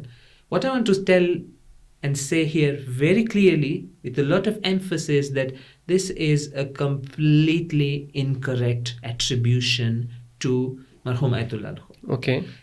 And why do I say it? I'm going to read from his own book. Okay. And before I read, let me tell you what Ayatullah Khoi believes. So what Marhum Ayatullah Khoi believes is what I just exactly explained right now. So he says that if you have a sanad that's sahih or muwaththaq, because the key thing that he's looking for is reliability. The madhab is not so important. His Shia or Sunni, it doesn't affect this meaning of authenticity. So he says that if a certain sanad is sahih, definitely that's authentic, but that doesn't mean that I have no other way of accepting and authenticating hadith. He himself says, and I'm going to quote, that if you have evidence, qara'in, to reach itminan about this hadith, that this was actually said by the Imam, of course it's hujjat, of course it's reliable. So I'll read this portion for you. This is important because Ayatullah Khoi was a big figure, right? I mean, he's one of probably the greatest fuqaha we have had. Yeah. The amount of service is done to the fiqh, to the fiqh, to the marja'iyah is amazing. And now, some people, if they bring Ayatullah Khoi on one side and put you against him, you stand no chance of any survival. Yeah. So that's whether Ayatullah Khoi believes in what you're going to say or not, inshallah, you've got the text and you'll read out for us. But let's assume we didn't have this and Sayyid Khoi did believe in that. Well, it's his academic opinion, and with all due respect to all the scholars that we have, at the end of the day, we can disagree, and we have very big fuqaha who have this opinion of not authenticating only based on sanad. So it's not like, when we feel like pushing for our certain view, we pick that big scholar that matches with ours. At least give some chance to the other big fuqaha and scholars. There's both views, but there's both views out there in the Hawza, but then you're suggesting Sayyid Khoi is not of that opinion. In fact, he doesn't believe in such a thing. It's an incorrect attribution to him. So let me read this part for you. So even if you want, I'll give the address if you want some. So it's Misbahul Usul. So it's one of his Usuli books, volume 2, page number 240. Okay. It's part of a technical discussion, so I don't want to, it will be a bit difficult for me to explain all of that, but I'll try my best. So he's talking about this idea of authenticating ahadith. So he says that innal ma'ruf al-mashhur baynahum, the mashhur opinion of the scholars, the Usuli scholars, is injabaru dha'f as-sanad bi amal al-mashhur. So there's this discussion in Usul al-Fiqh whereby they say that if you have a dha'if narration, but you see that those fuqaha at that time, despite the sanad not being sahih, they acted upon it. So they used to act on the content of this. The content of it, does that authenticate it? It's a discussion. So this is called injibaru sanad, that the sanad is not complete, it's not sahih, it's not muathar, and yet we can now trust this narration. It makes up for it, basically. It makes up. So the classical example of that is the same Maqbula of Umar ibn Hanzala. It's called Maqbula because it was Maqbul and accepted and acted upon by the initial scholars, the mutakaddimin, those which are close to the times of the A'immah. So this is a discussion that he brings up. I'm sorry, I'm going to take a bit of time, but I'm going to it's an important part, so I want to quote him here. So he discusses this, he mentions, you can read the full text whenever you want, whoever wants, we can. Then he mentions that this is the famous opinion. This is Aqul. Now I'm expressing my opinion. He says, In kana muraduhu, if when you say that amal of mashhur compensates for the weakness of the sanad, if you mean that because mashhur have acted upon it, yujibu al-itminanu shakhsi bi sudur al-khabar. So let's say there's a faqih. So let's say I'm a faqih. There's a hadith, Maqbul of Umar ibn Hanzala. The sanad is not sahih. So technically it's da'if. But I see that 10 big fuqaha have acted on it. Shaykh Tusi, Shaykh Mufid. And they're accepting this hadith gives me itminan. It gives me near certainty that this is from the Imam. If that's the case, فَالْكُبْرَ وَإِنْ كَانَتْ صَحِيحًا إِذِ الْإِتْمِنَانُ الشَّخْصِ حُجَّةٌ. So it's saying that if someone says that their acting upon this hadith brings personal certainty, I as a faqih, I reach certainty or near certainty that is from the Imam, then it's definitely hujjat. I'll accept it. What he doesn't accept is that it, for me, it doesn't bring itminan. So he's basically saying that if it does bring certainty to someone, it's hujjah. I personally don't think this brings certainty. Because Shaykh Tusi accepted the narration of Umar ibn Hanzala, I don't reach certainties from Imam. But he says, if someone would reach personal itminan and certainty or near certainty, there's no doubts it's hujjah. You can accept it. So what I'm trying to say that... So just to quickly understand, so why would somebody reach certainty if Shaykh Tusi acted on something? Because we know they might have had access to different resources. Exactly. They were closer to the time of the hudur of the Imam, and therefore the culture was add different. to that, sometimes for one narration, they would have multiple sanads. Yeah. And probably this same narration, he had a sahih sanad, but he did not mention it in his book, the sanad where Umar ibn Hanzala was only mentioned. So all these possibilities are there. Yeah.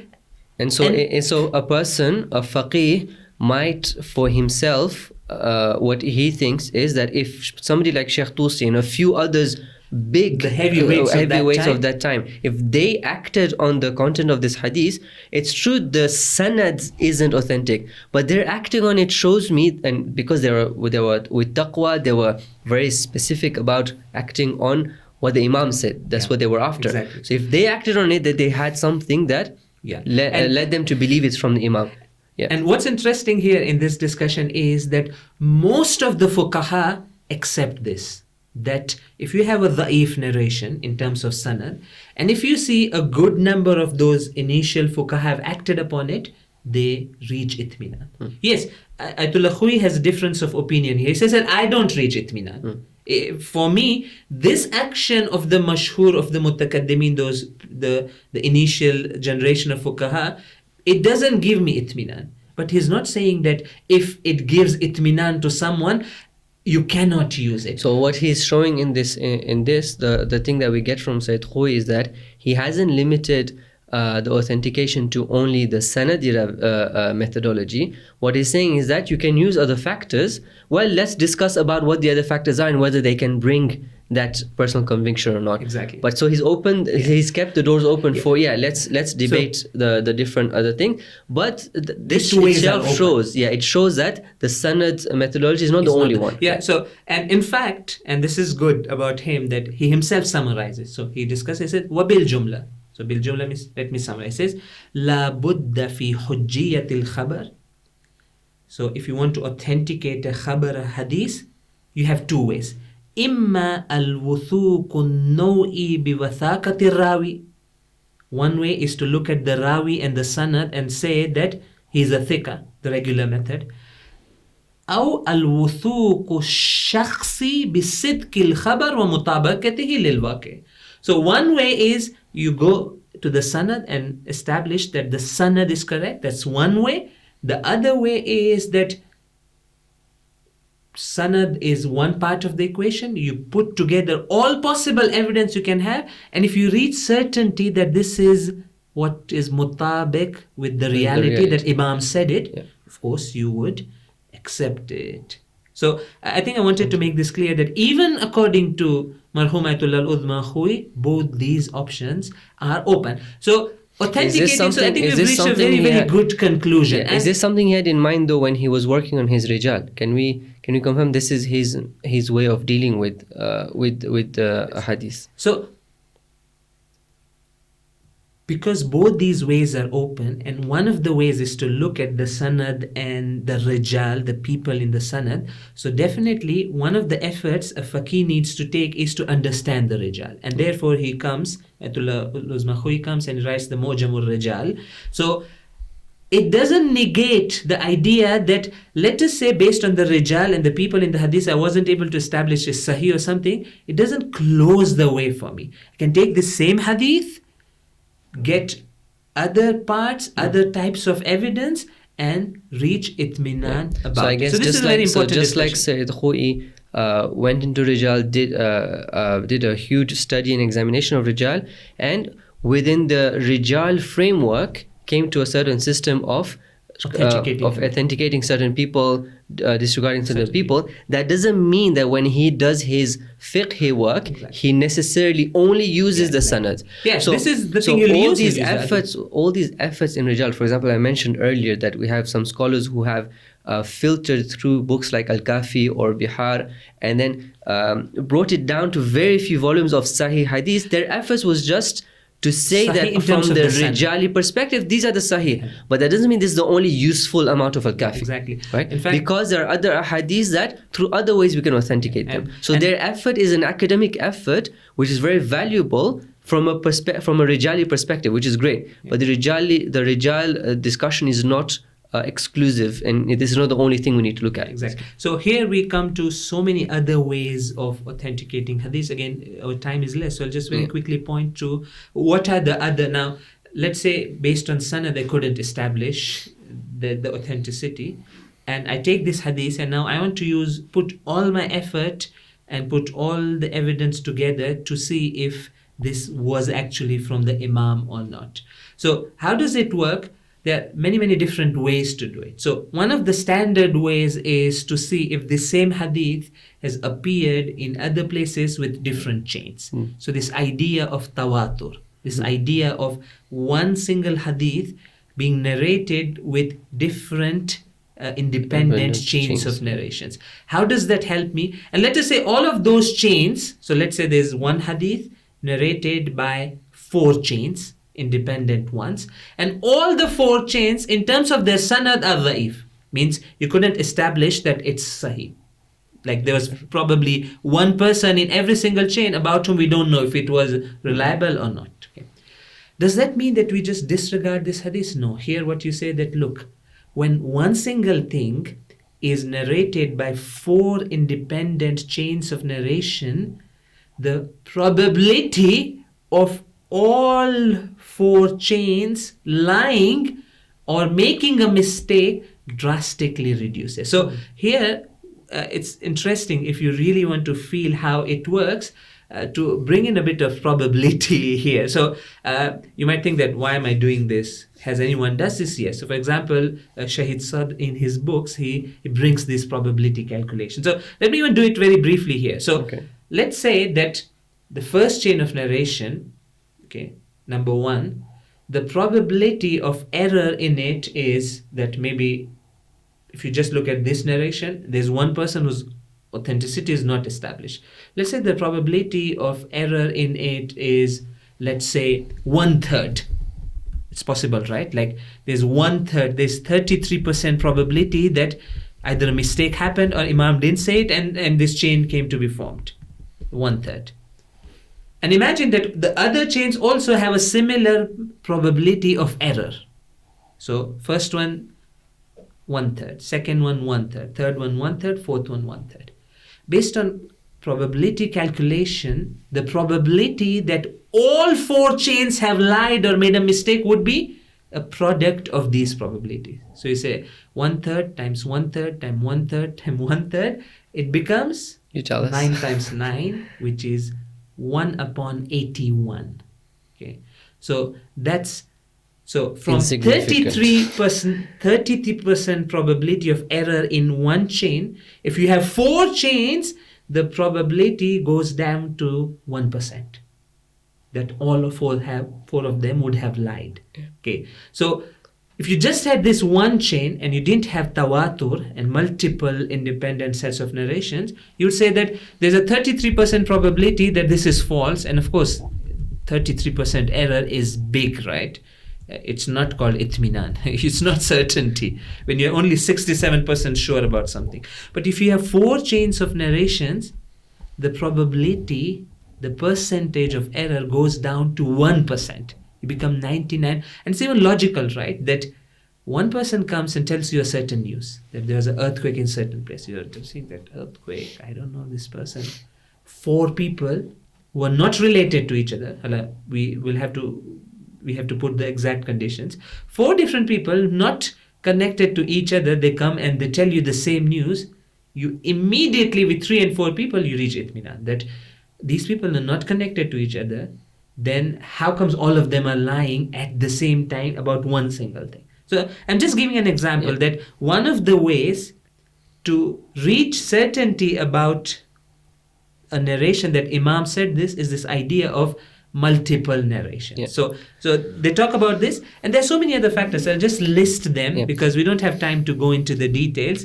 So for example, they said that, so this is their Shaykh Sadr in the Al-Halakatu Thalitha, he talks about. So for example, he says that if these narrators in different chains, if they are from different cities and from different schools of thought, you reach certainty faster Why? Because when two people from different cities tell you one thing, the probability that they would have colluded together to lie to you decreases. So We're this is a talking about factor. a time when there was no social media. Yeah, exactly. So, for example, someone in Basra narrates something to you, someone from Medina comes and narrates to you. They have no connection to each other.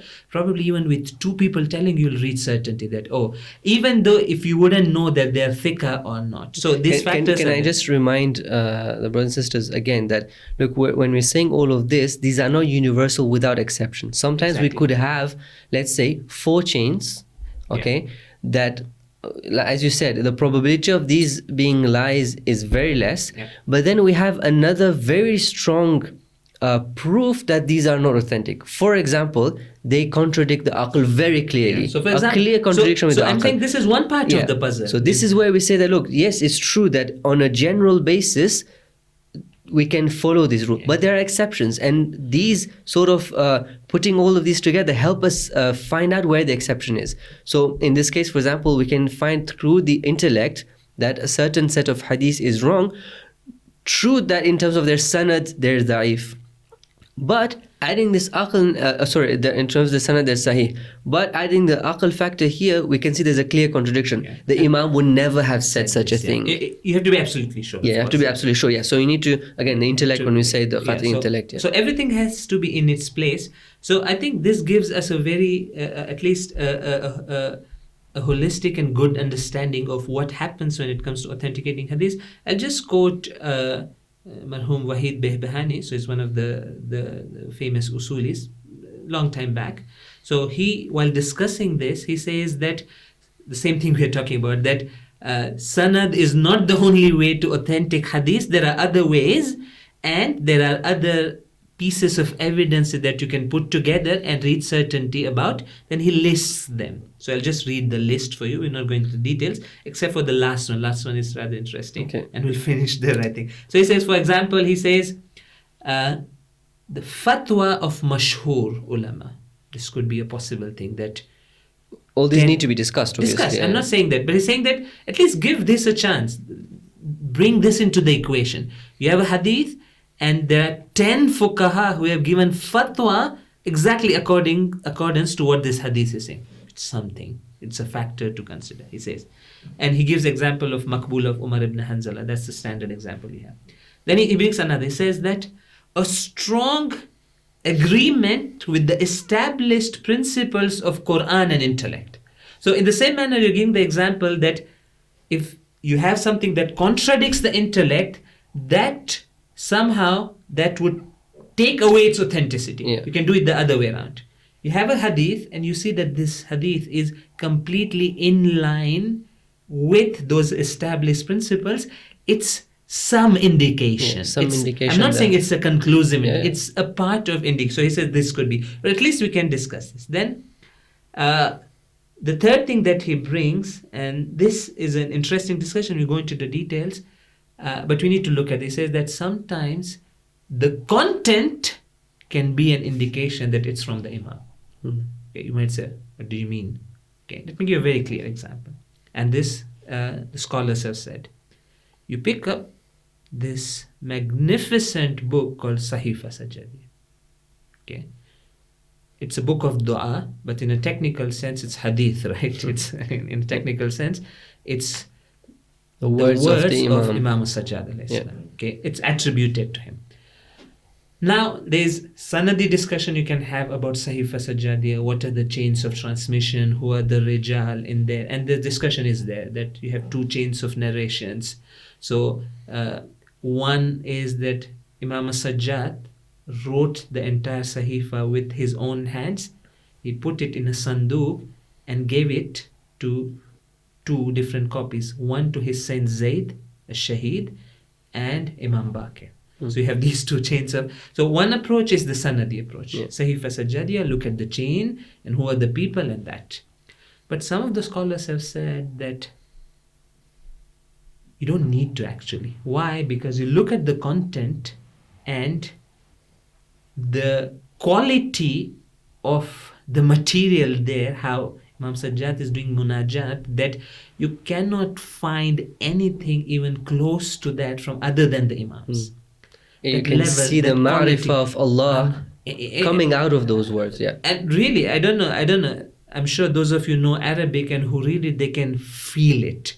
It's something that it shakes you from your core, like the way he's speaking, the level of the ma'arif that are there, and even the eloquence of the thing.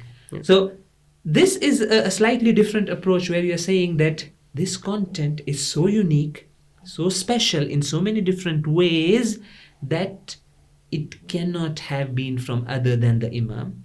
So this is one piece of evidence. You also have some sanad. You also have this idea amongst the ulama that this is authentic. You put all of this together. You reach certainty that it has to be from the Imam. So the same. So I'll even give you that scholars have said this. So we have one of the scholars, Shaykh Mohsin al-Amin. So this was his thing, that Sahifa doesn't need a sanad to prove its authenticity. The content is shouting that, look, I'm from a special person, from the Imam. I'll give you another example, and that's of Nahjul Balagha.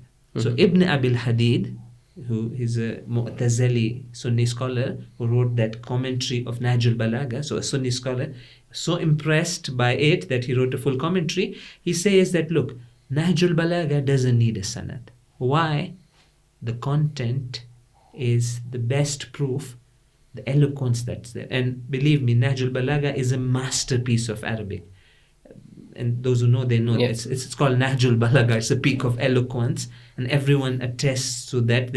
That he uses in one of his essays, that ke فوق كلام المخلوق دون كلام الخالق. So he describes, he says that it's above what people can write. فوق كلام المخلوق. Of course, it's lower than the Quran. دون كلام الخالق.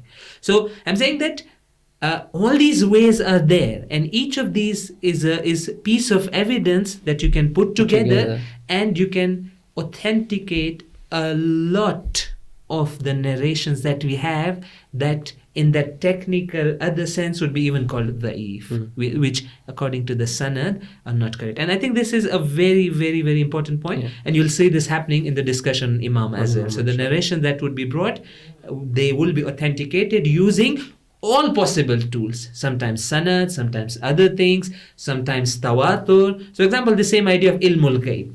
So let's say you have 10 narrations that talk about this idea that Imams had some ilmul ghaib. Forget the details. This core meaning that Imams had some amount of ilmul ghaib is common in these 10 narrations with 10 different chains. You reach certainty that there is, they call it tawatur ma'nawi. So the words of the narrations are different, but each of these narrations, they have a common meaning. They have a common, they indicate to a common meaning. Yeah. That common meaning becomes certain. You can attribute it to the Imam, say the Imam intended this meaning. Yeah. So I really, really hope that this discussion will solve a lot of should solve a lot of fundamental issues, and it will bring back that importance of hadith. Yeah. So in our Islamic understanding. So I'm just thinking that someone might be feeling that how could a hadith that has a da'if person be authentic? And basically because we store ingrained in our mind that, look, if somebody is da'if, that means they've lied. No, every da'if person doesn't lie. It's a word that's stuck there. Every da'if person, in fact, every liar doesn't always lie.